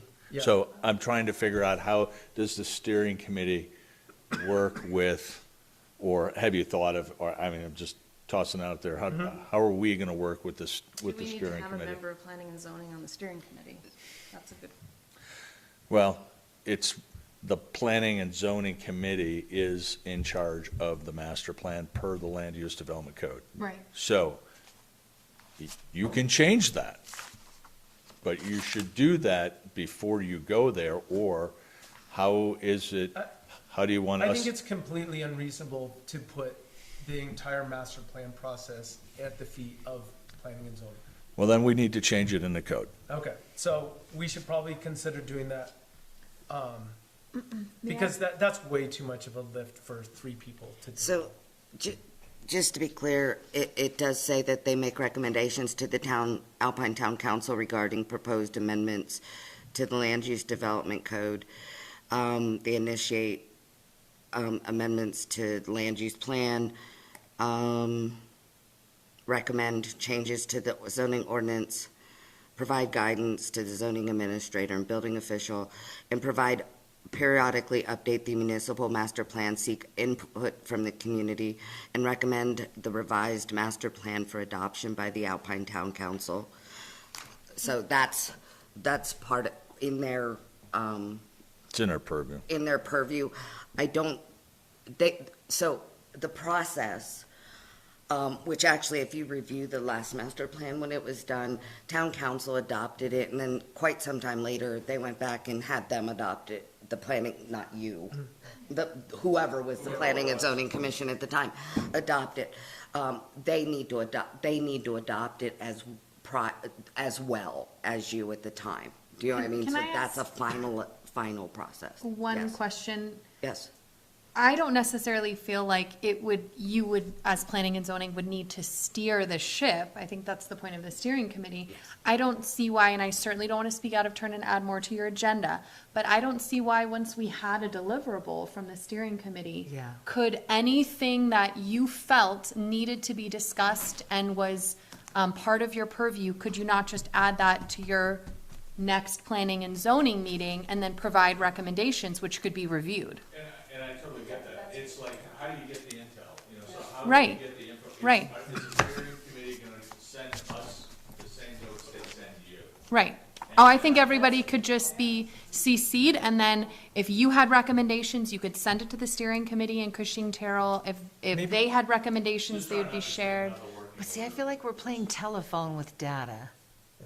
I So the feel other- like Well, then maybe it just goes to the That's- steering committee and is channeled to planning and zoning, and then they discuss it. Or is it one person does join the Right. steering I, committee? I think maybe that's the way we should go, is maybe add 2 people to this steering committee. Okay. And 1 person from planning and zoning and another person from the community. I don't know if Dave would be willing. We could probably text him real quick. Well, and that was my I've al- question. I said, if we just add you to your Yeah, existing and the steering committee agenda. meetings are gonna be at around 4:00, 4-ish in the afternoon. You're like, that's Yeah. On a Thursday. I think Dan would be willing, or be able to do it. Yeah, he would. Okay, well, let's, I'm saying maybe that the steering committee, uh-huh. at the same time planning and zoning is going on, that we give them a 45-minute window in Right. that we meet, and then we can discuss whatever they have, or they can discuss whatever we have. That could, and because you have 9 people, everybody could just rotate every single month or whenever you wanted them to come. Everybody Someone could from the just steering take, committee. right, it'd I'm be, just saying, it wouldn't be I that much more, totally get right, the piece about, it's all of us doing all yeah, the work. yeah. I will No, I also- like that I idea. will also say one of the first things that will happen during the steering committee and all of the communication with Cushing Terrell is there's a stakeholder meeting. So the steering committee is in charge of developing the list for the stakeholders of the community. Okay, So we could just say the planning and zoning is one of the stakeholders. Okay. And then we come up with a list of basically all the people that aren't on this list. We want business owners, we want anyone from the community, we want, whomever else that are stakeholders. And if you look at our master plan from 2006, the stakeholders is like 2 pages. So there's town council plus all these other people. Right. So they would just be kept updated throughout the process, could offer feedback, because we Yeah. need your component, but I don't like the idea of adding Yeah, all these extra. another meeting on top of all Yes, the- exactly. Would that be something, once you discuss, you might, I don't wanna put more burden on them Right. necessarily. Even if we get the notes on what was discussed, it would be nice. Okay. During our packet would be great. And then Right. we can, as you said, branch out to the community and let them know what's going on if we And- need to. And to be clear, Christine Yeah. will be present at every meeting. And, Or Gina. yeah, but she's not on the steering committee, but she is the planning and zoning representative for the town of Alpine. So, I respect the mayor's piece about having everybody involved. yeah, I totally get it. And if it was a great world, then that could work. But reality is, there'll be 6 or 7 people doing it. right, And if we can make the meetings functional, that it's just a bunch of us sitting here and saying, okay, here's what we want, and this is what we think it should look like, let's put it out. I don't know how it's. I think you might be misinterpreting what may be happening too at these steering committees. They're gonna be an hour, 6 to 8 times in the next year. So 6 to 8 hours. Yeah. Is not gonna be in-depth discussion, what are we doing, how are we, those things are gonna happen, I think, Dan, outside of the meeting, and they are going to speak to the very specific stakeholders. I know they have to be gonna meet with planning and zoning, just like they're gonna have to meet with town council at some point. And right, I have just don't want it to be at conversations. the end of the line. No, To be yeah, I would assume not. throughout. Yeah. Okay, well, something we can think about. The intention is just to have these be hour meetings, but we've all thought we were gonna have our hour meetings when we were going through land use development code. They turned into hours. Right, right, Because who knows what's gonna come up and when somebody else brings something else to the table. Yeah, Right. but this consultant, they're gonna have that all defined. They're not, those of us who work at Little Town of Alpine. Do you know what I mean? I feel like it's gonna be a very lead meeting okay. Well, no, to it's, disseminate There- information. Don't Yeah. forget they're for us in our town as well, so Yeah. I'm sure they'll listen to us as well. Oh, without a doubt. No, I didn't mean that's- to insinuate No, that. I'm there- just- yeah, in all the meetings we've had with Cushing Terrell already, I mean, it's like, absolutely, this is our plan, this is, everything is about the town of Alpine. Councilmember Bridger brings up a good point that we really can't vote on this, until probably the next meeting, so at this point, I would entertain a motion to table it until the next meeting.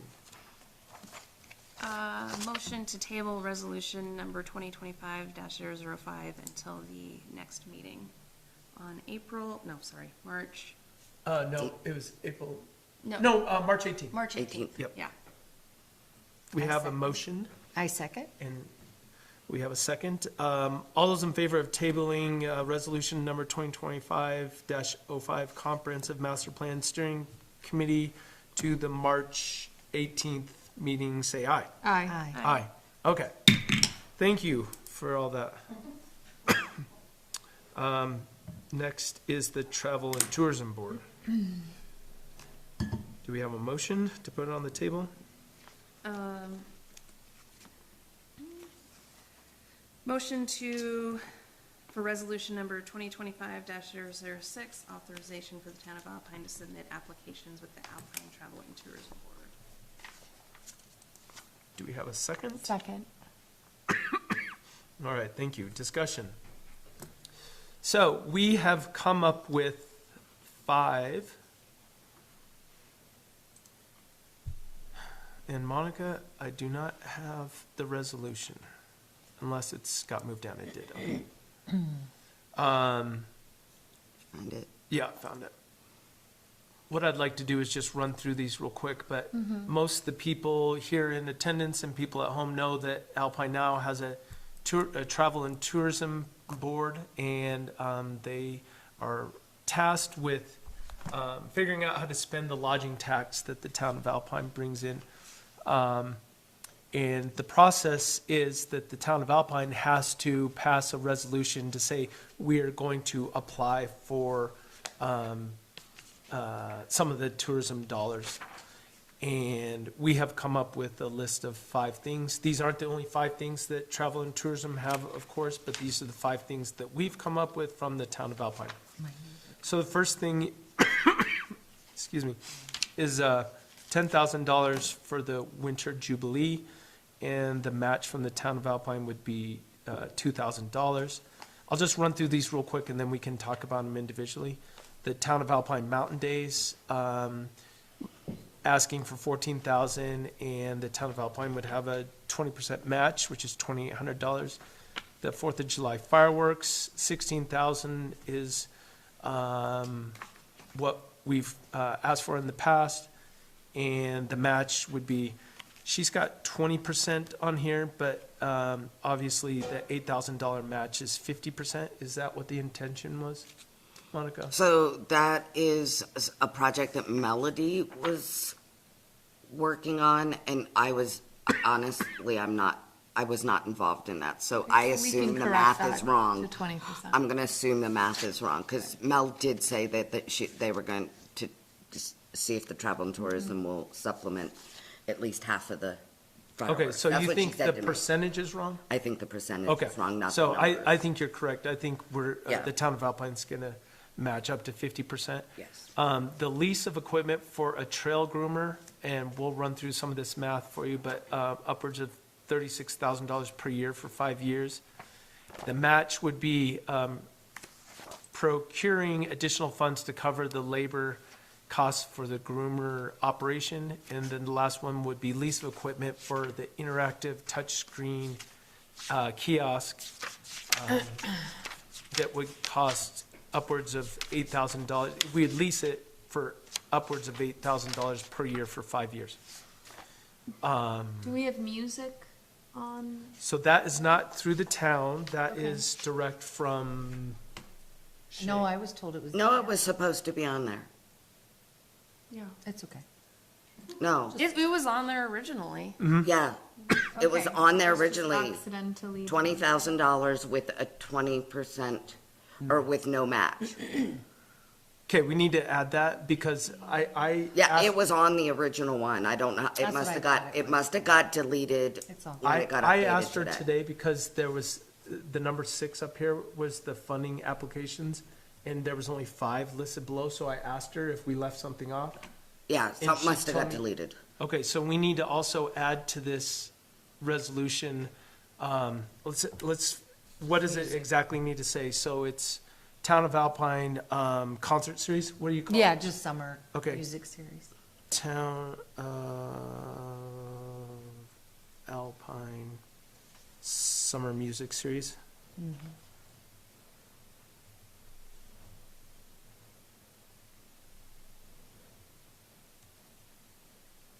In the amount of $20,000? Yeah. That's correct. And then what's the match from the town?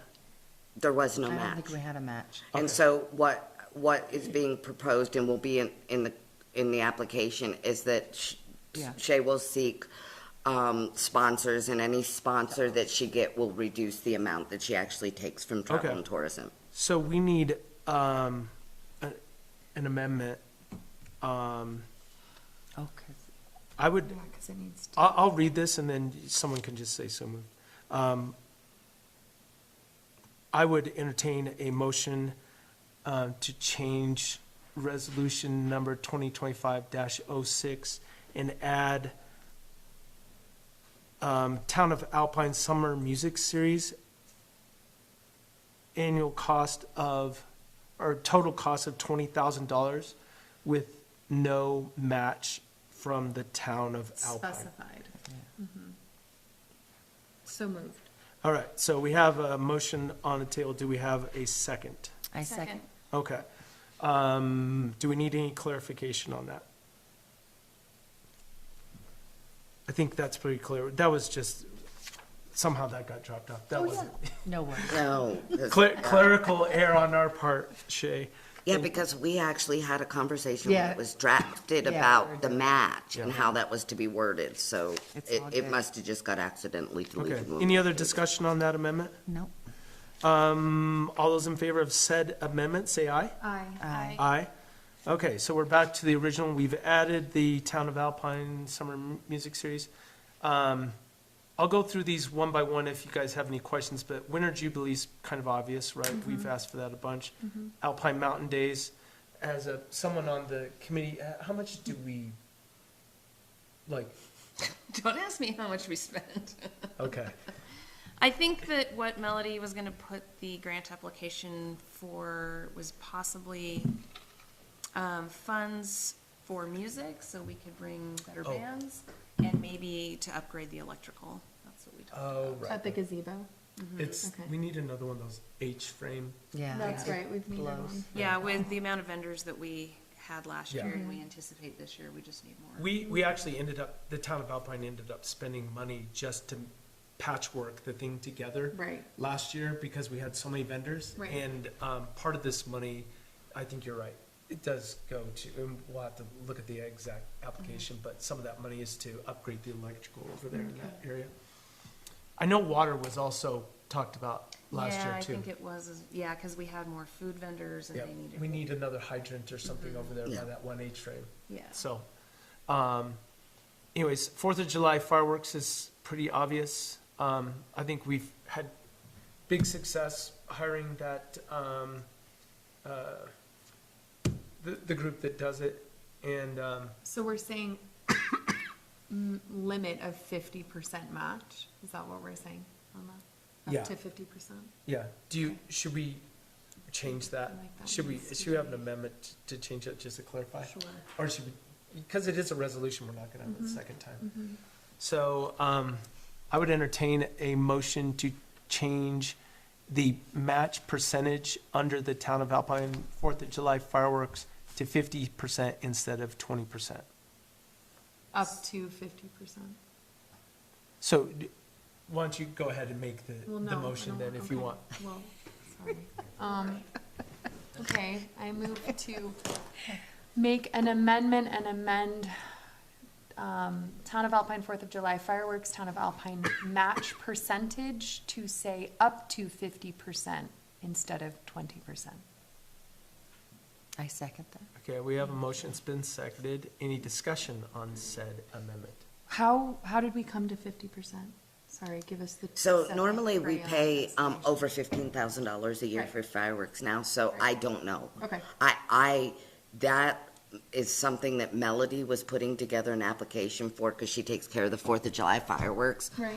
So I don't know This would be I the don't first know what time the we asked logic Travel and was. Tourism. Yeah. for how much.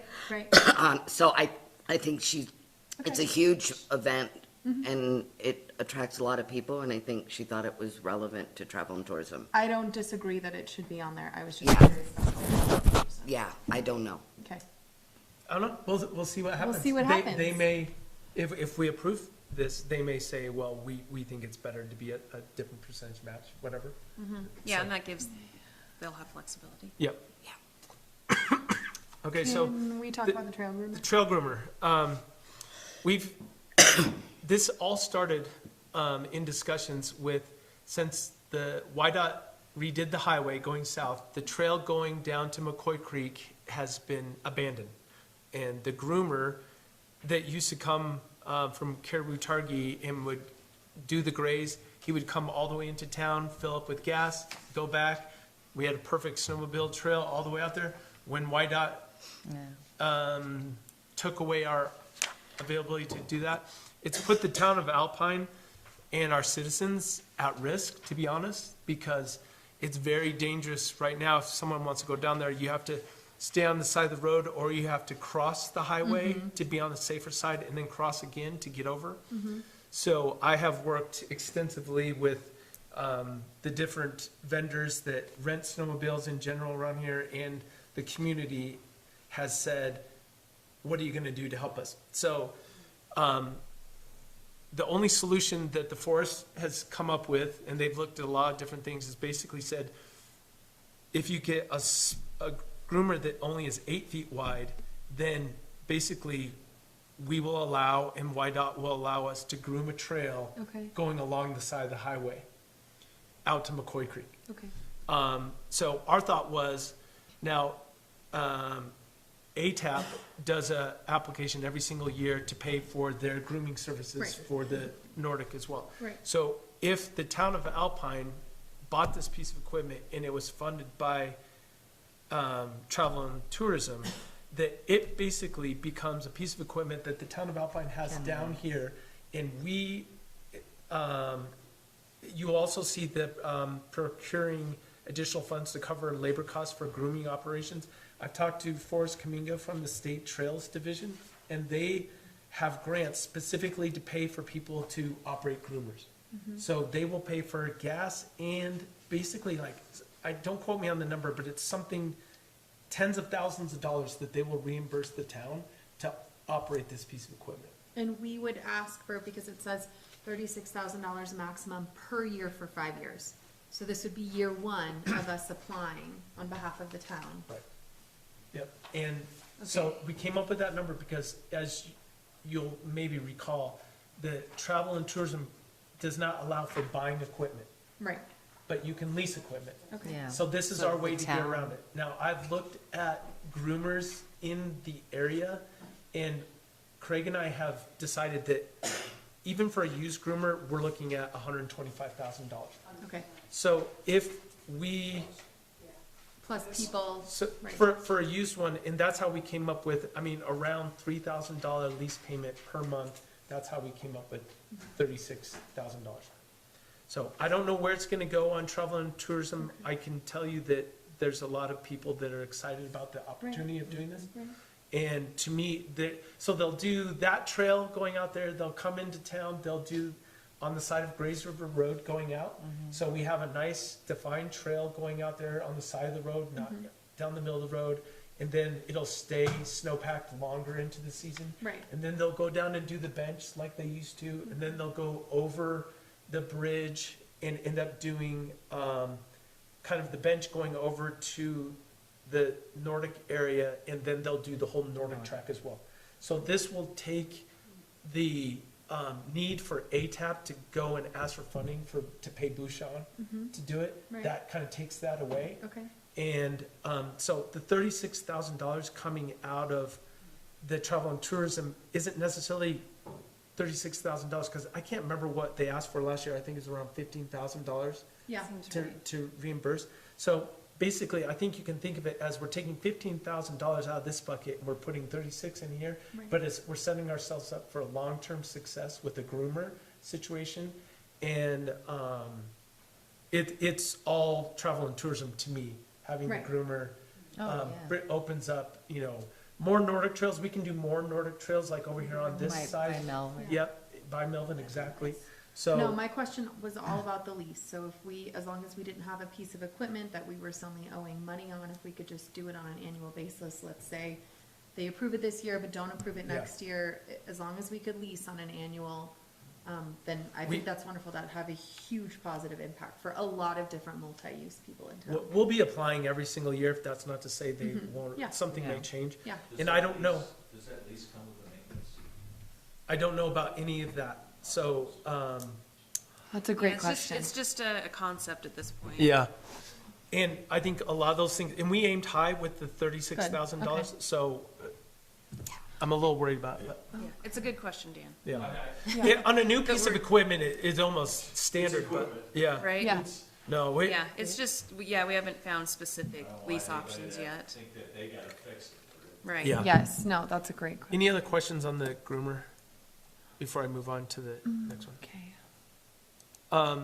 The next one, sorry, let me just go back real quick, is the interactive touch screen kiosk. Okay, so this is something that has actually been kind of thought about for a couple of years since I've been around. As many people know, we have the information center over there. I don't want to hash the history of how it came about or whatever, but the town of Alpine has kind of been forced into this situation where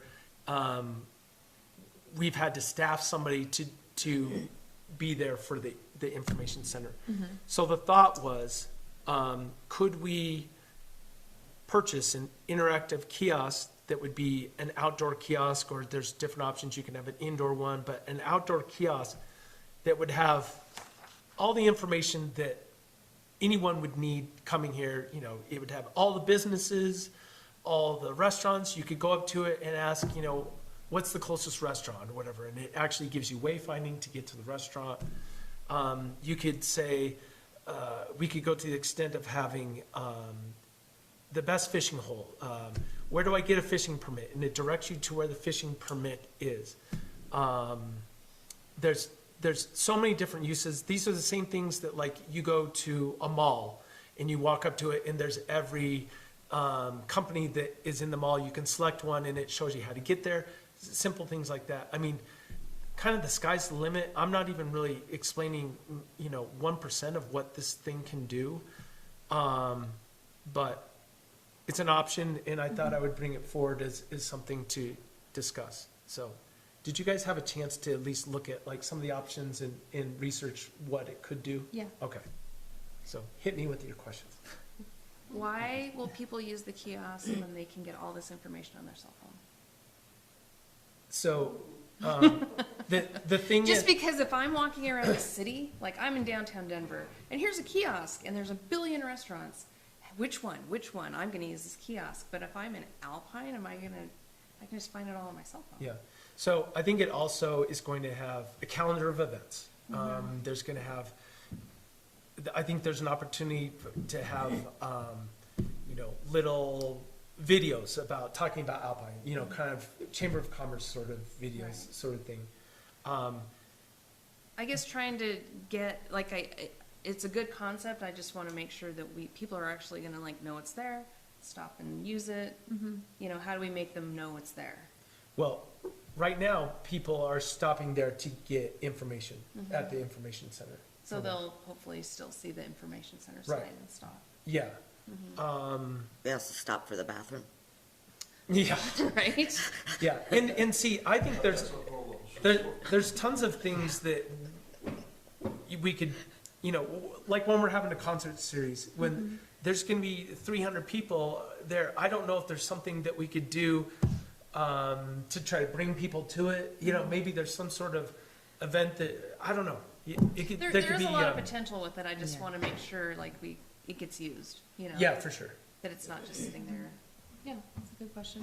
Yeah. Who inputs all that data as it's ever changing, businesses come and go, events come and go? So, another thing I should mention, that's a great question, is that there's two providers that come with the software. So the unit comes with the software, Right. and then someone has to, they're in charge of like giving us the look of it and helping us through that The process. template, But eventually, we're in charge of all the data. Okay. Of popular. Yeah. Because then my question, and I Uh-huh. love the concept, but then my question becomes more, if we're the force behind it, and we're inputting the data, which makes sense, then why couldn't we do something like a QR code until we have a year, I'm just worried about budget, until we have a year where we feel like we have a little bit more breathing room, we can do things that are more, I don't know, fun, interactive. I know that at one point, we talked about,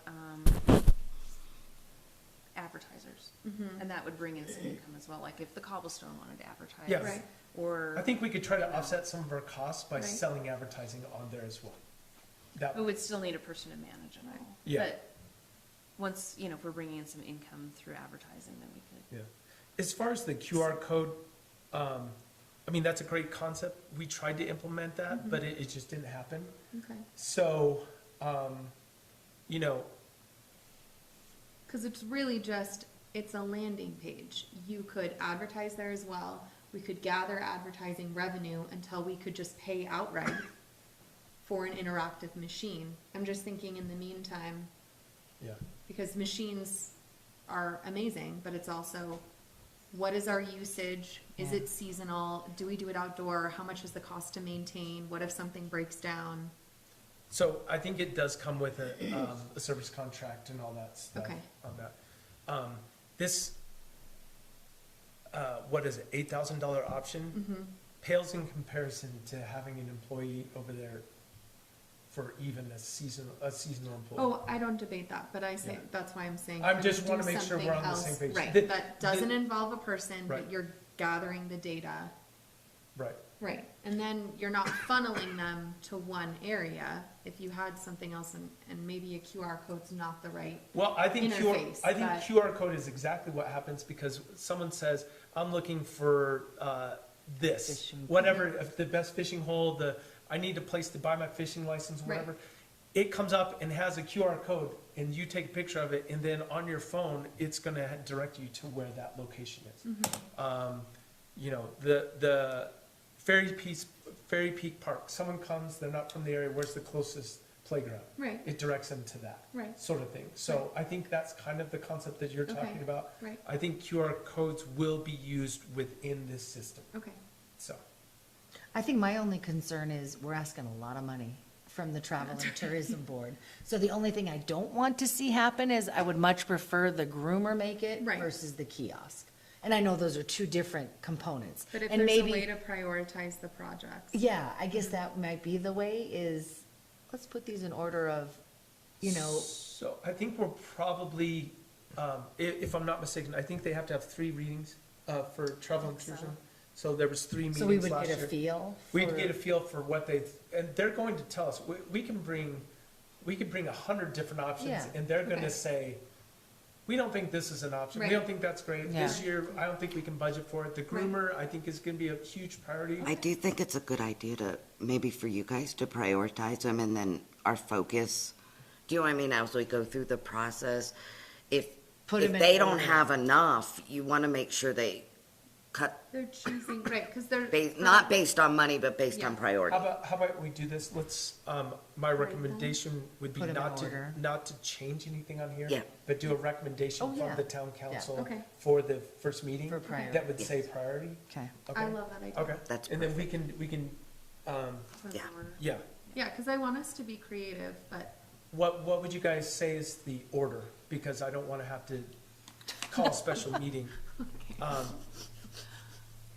But like Winter Jubilee, Mountain Days, fireworks, to me, those are like no-brainer. right. Those are like not huge asks either. yeah. So I don't think, I mean, I would personally say, I think it's in order. Yeah, I No, would, it's not, because your music is Your music Oh, isn't well- on there.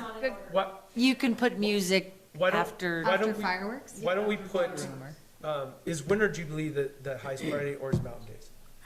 I would say Mountain I would Days. say, personally, I would say Mountain Days, then Fireworks. fireworks, then concert series, then Winter Jubilee. Does anyone disagree with that? No. Okay. And then after that, Trail Trail Groomer Groomer and and Touchscreen. Touchscreen. Yeah. Okay, Okay, So that's our That makes good six, and we'll sense. make a Yep. recommendation. okay. because and we'll those write a are letter on that. essential events that positively impact the community. Yep. Okay. So this kiosk replaces a human being at the Civic Center. Essentially. And it's open 24/7. So this is just me thinking silly. Do you mind coming up to the microphone? Thanks, Sue. Or you could have come and sat over Tell here. us I your guess. silliness, Sue. No, I'm just thinking, just because I had a great experience with a person who was over there, Sue Colas, resident Alpine. So as this town establishes its identity with this master plan and steering committees and a great planning zoning department, and we become an entity in itself. And I think that's what's happening. Like Alpine will be Alpine, not an offshoot of anything else. And we are finally establishing a strong identity.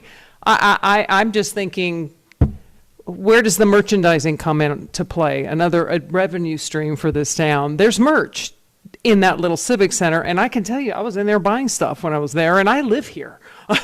So I'm like, oh my God, my friend would like this. And, and I bought some stuff. So people, that's an impulse buy, and that's revenue. And merch is huge. Jackson Hole Mountain Resort kills it. So I'm just saying, we will get there one day. But I'm just thinking, how does that fit into all this? It's just, Thank you for the question Yeah. and in the observation. We haven't been very successful at selling merchandise. And because nobody knows it's there, unless you walk that's in. not necessarily, I mean, we have the record of everyone that comes. Mm-hmm. I mean, we asked Dawn last year to start writing down how many people came in or whatever. And this is what's up for debate, but is it worthwhile to have someone sitting over there with No, I agree. so very I few agree. people? And, how many T-shirts do we have to buy that don't get sold? I mean, I think in the future, that's going to be a big, not now, not today, but honestly, eventually we may have merch is a big deal. You'd be shocked. yeah, It really we might is. have a Chamber of Commerce and everything. Exactly, How- yeah, yeah. I mean, there's a great point as far as merch. Because I bought, That people can buy it on You our were the website. one who bought. that was me, In all- supporting the town, in all but, actuality, if you. but it could be a huge revenue. Yeah, if you close, yes, if it was marketed right. If you close, if you ultimately end up just getting rid of the information center, if that is ultimate decision that council makes. We do have T-shirts that we have to figure out what to do. My logic is we have local retailers who we could probably sell Yeah. slightly above wholesale, and they could retail them for what they will. Right. And we could still provide the same Alpine pride, because I do think that the mountains with the Three Rivers and the way it was designed is phenomenal and really has great potential to encourage Alpine pride if it's done correctly. So, yeah. Yeah, and I do My believe the Alpine chevron, so. Swag, every time I go south in this valley. Yeah. Yeah, I love, yeah. Okay, do we have any other, we still have a bunch Yeah. of I know. stuff going here, so let's keep moving forward. But does anyone have any more discussion on these items? We came up with the list. Everyone's invited to the Travel and Tourism Board, but it turns out that Monica and I are the only ones that go and fight for the town of Alpine, and that's When fine. is They their goes, meeting? They start in April, I believe. no, Oh, March is their March first? 15th, I know, you were there. is it? Well, the deadline for the application, grant applications is March 15th. That's I right. think Okay. it would be easier Maybe to get that The out. Okay. late in March. It was Yeah. difficult Okay. for me to figure out when the Yeah. meetings were. Okay, so any more discussion on Resolution 2025-06? Okay, all those in favor of Resolution number 2025-006, authorization for the town of Alpine to submit applications with the Travel and Tourism Board, say aye. Aye. Aye, opposed? None. Resolution carries. Okay.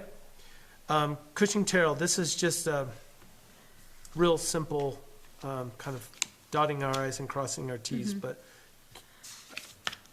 I move to make a motion to approve the contract with Cushing Terrell for the Town of Alpine Comprehensive Master Plan and authorize Mayor Green to sign upon approval by legal counsel. I second. we have a motion, it's been seconded, discussion. So basically, this is just paperwork. The last time that we approved this, we didn't give authorization for Mayor Green to sign it, so we just want to make sure, and Jim's been working with Cushing Terrell's attorney to make sure all the language is good, and I think we're really close. Yeah, he has a meeting scheduled with them on the 10th. Okay, And I know, To Mayor finalize. Green, you've been working to make sure that they stay within budget with our parameters. Were there any major changes off of that initial proposal that you none whatsoever. have felt? Okay, They've, off of the contract, they've come back with the basically scope of work. Perfect. And it's in line with everything. Okay. I can't imagine what the overages would be. Monica and I just had a meeting with Cushing Terrell today just to discuss the timeframe for when deliverables need to happen, and they have it set up really well. Like, they're gonna have a booth at Mountain Days. So people will be able to go and talk to them and get all the information they need, so. You know, that's another thing that the kiosk could do. You could have some sort of survey, people, you know, whatever, go take the survey. But anyways, I don't wanna go on any further unless anyone has any other questions. no, I just wanted to Let's make sure rock that and we roll. were still staying with our priorities of outreach to the town, and we weren't making any major. No changes to Okay. the contract or the scope. All those in favor of said motion, say aye. Aye. Aye. Aye, opposed? None. Motion passes. Next is the Reftalis contract, same thing. I move to make a motion to approve the contract with Reftalis Contract for the Town of Alpine Impact and Capacity Fee Study and authorize Mayor Green to sign. Second. We have a motion, it's been seconded. Any discussion? Same question. Are we? Same, the scope has not changed whatsoever. There was just, it was our attorney making sure that the contract had, I mean, something simple like if there was any suit that happened, everyone pays for their own attorneys. attorney And fees. also, it's going to be in district court in Kemmer, Wyoming, not wherever they said. They- Got it, okay. So those are just a great couple of the. suggestion. So, yeah, we have our, a meeting, so there's been some data collection already going on, even while we were managing the contract. And we have our first meeting with them tomorrow, me, Craig, and Melody. Okay, Yeah. So, yeah. awesome. Great. All right, all those in favor say aye. Aye. Aye. Aye. Opposed? None. Motion carries. Okay, so next we have a couple tabled items. Monica, how do we deal with this since we don't have Jeremy? Because you have to have, well, 3 out of 4. You have to have, if all 3, then we'd have 100%. You have to have 75% to pull it off To the, pull it off the table. Yep. Correct. and my vote doesn't count. So if you guys are. Your vote does count. Yes, your vote No, is done. it's 3 out of 4 town council, not the mayor. This is It come, specifically states town council. not the mayor. Well, it says town council. But you are on 3 out of town 4. council. It said, Jim specifically told us when we did this before, that it has to be not the mayor, but the Okay. the Oh. other people. To take it off the table. So, I don't know, but we, as Okay. long as, Okay, if there's any confusion, I say we just leave it's a it percentage, tabled. it's a percentage. Right. It's 75%. I So if understand that. if you 3 say we should take it off the table, then we can take it off the table. Okay. So this, Taking it off. Are we taking it off? Let's take it off all the right, table. then, You make the motion, Yeah. Councilwoman Scafidi.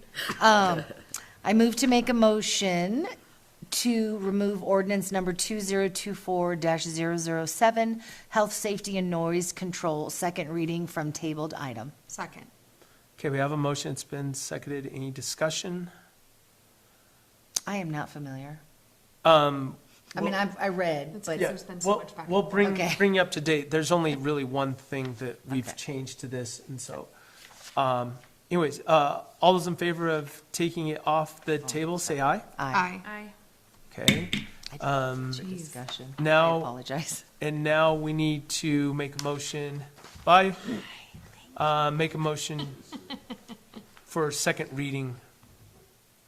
I move to make a motion to approve upon second reading ordinance number 2024-007, health, safety, and noise control.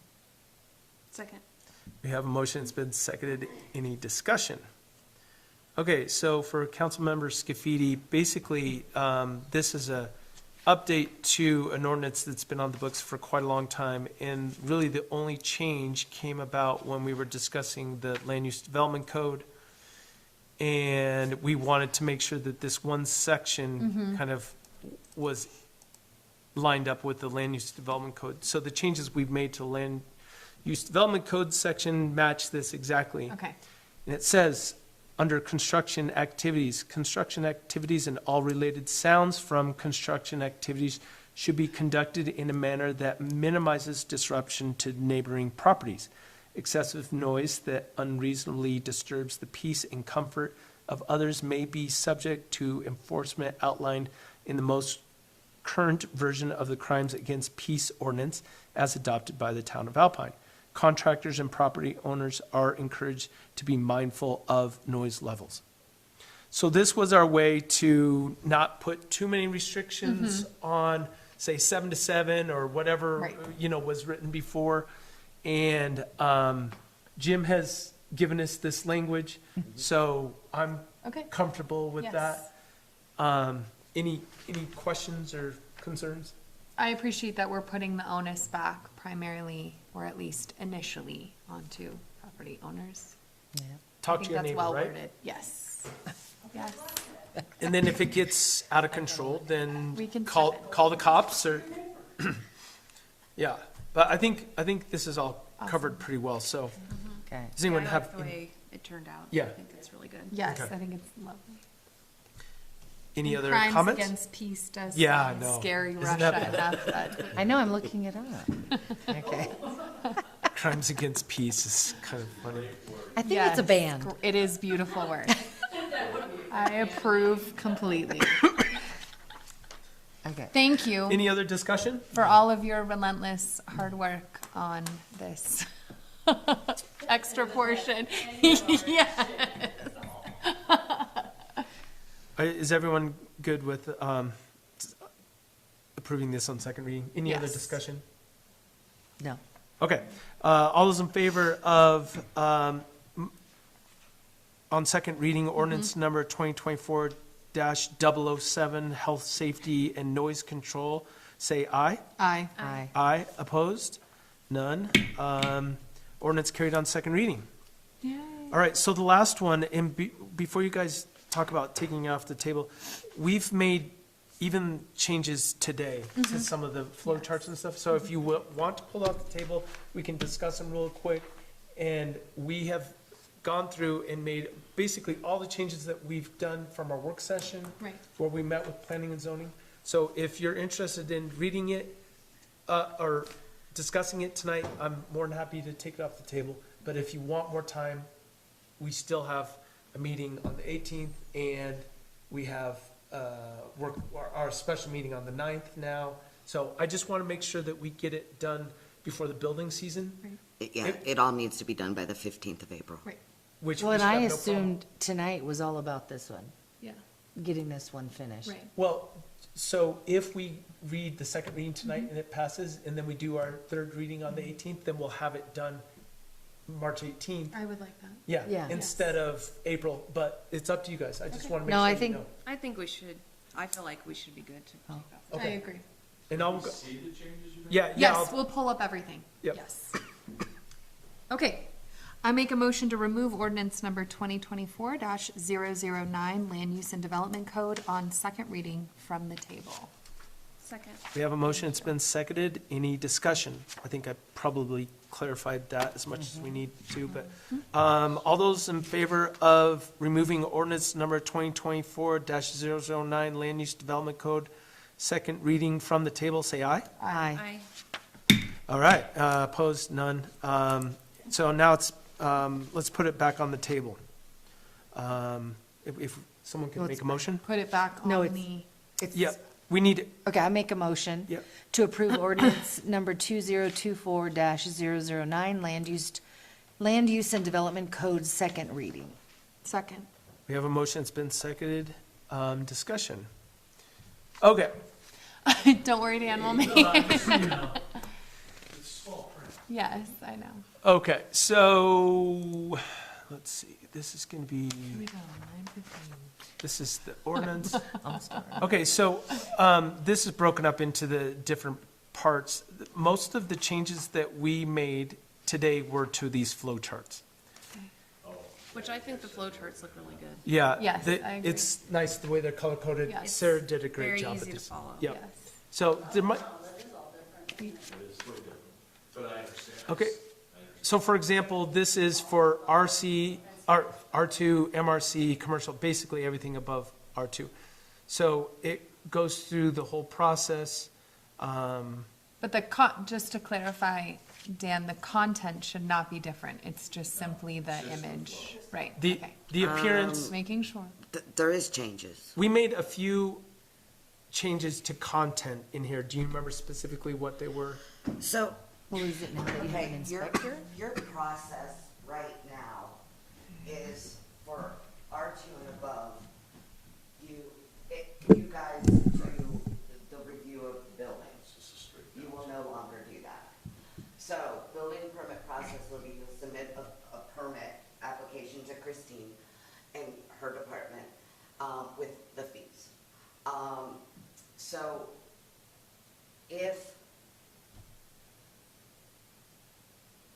that's to design review, sorry, design review, because it's R2. Yep. Sorry. Then they do their evaluation, they either approve it or deny it. Then it, submitted to the zoning administrator. What she has missed in here, and when I'm doing, see, this is what happens with Yeah. Freedom. There's no application for a building permit. So there needs to be an application for a building permit, then there's a site plan review. Well, that's at the beginning, isn't it? Submit fully No, completed that's to permit. the design applica- review committee. But No, it they're says- going with the green applicant. Completed permit. Application. Yeah, but there needs to be a submit building permit here, then she does the site plan review, she submits a recommendation, the building official, he does the review, he approves or denies, and then we go down through. Permit is issued, by Town clerk. town clerk, and then he inspects. Now, it has to go, site plan review, though is not purple, it's planning and zoning, R2 and above. It's So, also, plan- see it's that- also R1. Where Okay. is planning and zoning listed anywhere? It's Well, it's not. not, it's not. This Christine is- approved this these piece the other right day, and here. it's not right. Okay, hold on. It's hold on. okay, it's a Yeah. work in progress. No, I agree. So I thought I caught most of them, but I didn't realize this one was incorrect as well. Okay, I so apologize. I think we're really close, and Yes. this is like a formality, basically. We just need. I think we can easily make corrections.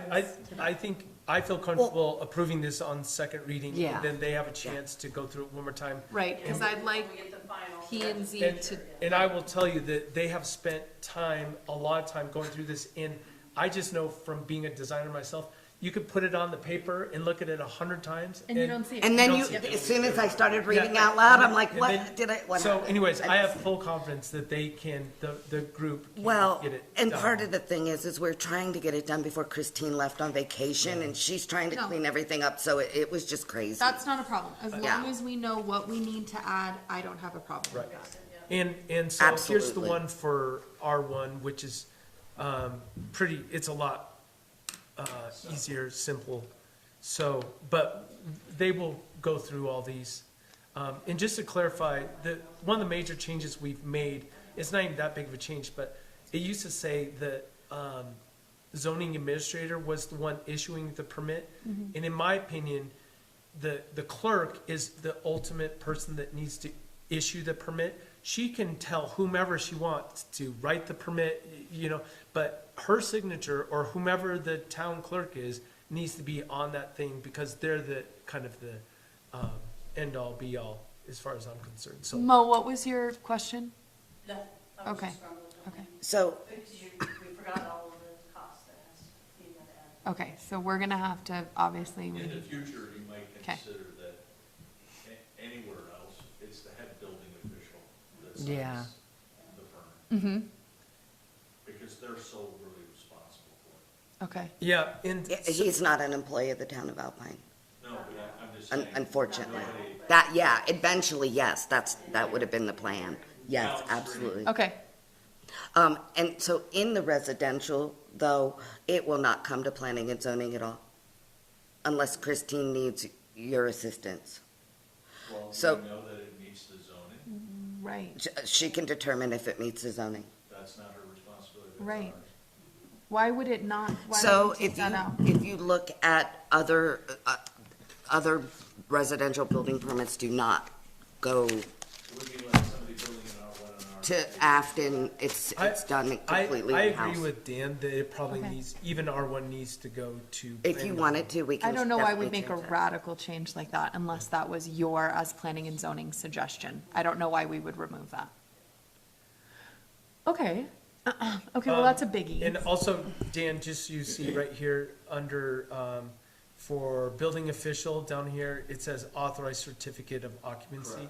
That's him. So that's him, that's where he's gonna tell us we can actually do it. Then our internal staff prepare the certificate of occupancy. And then, yeah, the final bill, whatever. And then, that's exactly right. He tells us we should, and then if there's anything that we need to bill him for in addition, then that happens. Do we need to send notes, Monica, To, with all these oh, no, changes? Okay, no, we have the video. okay. Okay. We Bless use your them a heart. lot, guys. Oh, we use them a lot. Well, we need to Just remember what making people. sure, I'm happy to be the I'm just gonna go secretary through for them the real quick, day. and then these guys can put in the heavy 'Kay. lifting on them, but this is the minor construction permit flow chart. Is that like a remodel? Yeah, that kind of stuff, remodel is If, so.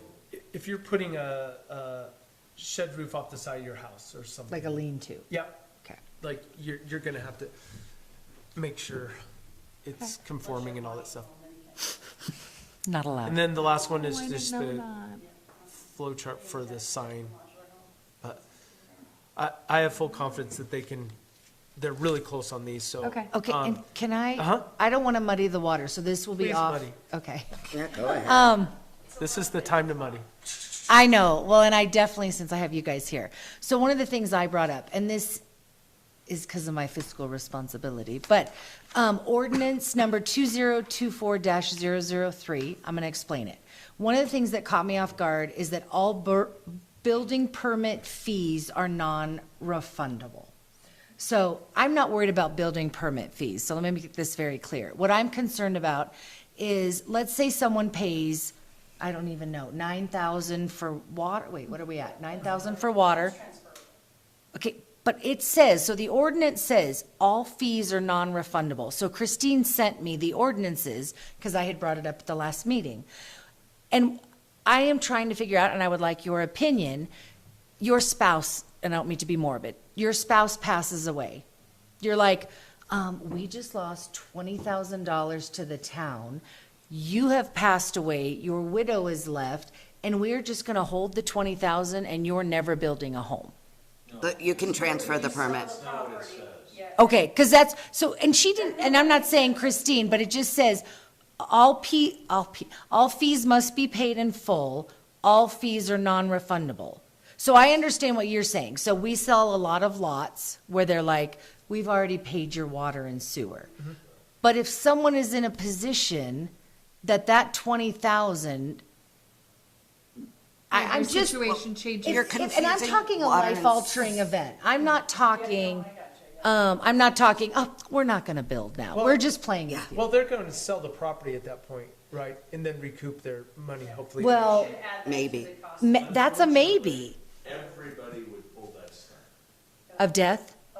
Everybody, Just they'll, oh, I died, I'm not doing it. I died on. My uncle died, I can't do it. well, and I get what you're saying, but I think it doesn't give any, Morbid, but it doesn't give us any leeway. there is none. I don't understand why you would ask for your money back on a Because you hookup. don't- Because you have no money. No, Meaning but if, you've already got the service, you've got a sewer tap fee, you've got a water tap fee. But you didn't get, I mean, That- you're that's not the thing moving is- into but- a home. But Shay, that's the thing. So the confusion is, when that is paid for, they're gonna come out and make the tap. No, they're not, because it says that you're paying it before you even get your building permit. Yes, it's all part of that, but when do you start giving money back? When you get a death I'm sorry. certificate. You never on a water and sewer tap You fee. want your fee back. No. What if never. you haven't made the tap? Is that? I guess that's, no, yeah, absolutely So you're before saying the be- tap. That, From, that's when my I've come to the question. town and said I'm gonna build, You and I put it paid all my sewer forward. hookup, and then from the time when I Which paid could it, be and a then- month, Or 8 weeks. It could be a year. It Right. could be 4 years. Right. It could be whatever it takes to get the thing Right. up and running. So if you haven't had the tap, Oh. is there, Okay, and that's why I want to talk it out. It's just one of those things for me. I feel like life throws you curveballs. $20,000 in cash that could have been in your bank. I know, Dan. I know, Dan. I'm no, just, I think that's a good question. okay. As long as you haven't, as Well, long as it's, you haven't had the okay, tap. in the scheme of things, I'm not talking R2 and above. I'm talking R1, plenty of Okay. people. So, yeah, I don't want to beat a dead horse here. Are you talking about building fees No, I am talking or just water hookup and fees. sewer? So, yeah, they're never refundable. Yes, Okay? They've done the administration, they've gone through planning, so they've done Yeah. all this stuff. yeah. They haven't even, now they've gotten to the table, they've got an approved building permit, because they won't be paying any fees until they get that approved permit. So all of that is done, all this, they can take that plan, sell it with the property and say, here's my permit, go. Yeah, it makes it more valuable. if you Okay, have the- but I will say, this does not read that way. It says, if I'm correct, with the application process and before a building permit is issued, all new water and sewer connection fees must be paid in full. So you don't have a done, No, but that's the way it works. okay. Yeah. It needs to work like that. I didn't mean to be Debbie Downer. No, no, I no, just and- think of these things. And if there's Okay. somebody that has that happen to them, I know. Monica, Hopefully But, we can go but for technically, easy. according to ordinance, we don't Right. have that. I'm not, Ability. water and sewer, that's, That's all different. yeah, that's a completely different Yeah. ballgame. Anytime anybody pays a connection fee to their property, you don't get it back. Okay. It also, and also, Shay, if it goes down or up, we don't give people refunds. Oh, gosh, no, Join that me. I understand. Like, if you paid $2,000 to connect your house, if it goes up, I don't ask you, like now it's 9,000, I ask you for 7,000 No. more. Oh, So I think it that's appreciates in value, it really does add value to your property, so I think that's separate. Now, one of the things because of your conversation, we did talk about your concerns about not refunding permit fees. And so that's why we looked at that process Yeah. when issuing a building permit. So what we said is as somebody's going through that process, we would not charge them the tapping, the connection fees, and the inspection fees until we issue the permit. So that way, if they're in the upfront, they don't lose their money. Okay. Now, there would be an opportunity, and I think it would be completely reasonable. Unfortunately, by the time you go through the process, the money for administration and for plan review Oh, is that's already gone. been- That's gone. But No, I get it. inspection fees may not be. right, We could, if the building never gets started, Then right, you we wouldn't pay could their money. refund okay. the inspection And I think that's fees. just, I think that's I think that's- discretionary. See, I would say. You would say no. I would never go for that. Yeah. Because now somebody's building their house with a permit without any inspection Right. run through it. It makes no sense for the infrastructure or for the. I see what you're saying. town- Yeah. For the town to start backing up Right. because somebody had a problem. Right. I know. And I'm talking, I think this is like 1 in 10,000. Oh, maybe And one, it sounds one in cold, 100 and or I'm so. sorry, but Yeah. it does Yeah. sound cold, but you would, I think you'd throw a bigger wrench into the works. if Okay. you Yeah. Started allowing that. I know Okay. if I was in that situation, I would just sell it as is and, oh, hey, Be done. just like when you buy raw land. Yeah. I'm hooked up to power and sewer. Why not just up Yeah. the price 50? Yeah. Right, right. No, I Yeah, get it. Yeah, it does. we just think about time to sell, could be a year, you just never know, so. Yeah. Really I don't good think there's question. any No other. worries. Thank you for clarifying. I greatly questions. appreciate it. We didn't make any other changes. Nothing else. throughout all these 6 parts, right? No, just Well, when we, little adjustments for this. but planning yeah. and zoning can review and make sure that Like- there's not any outliers. Okay, I want to Building make sure that official. we're on the same page, so. Building official instead of building inspector, like, because we had built, a lot of, had been changed because of the way we were doing things to building official / inspector, and it's just building official now, because we have Yeah. just a building official. Okay, so you will get the changes by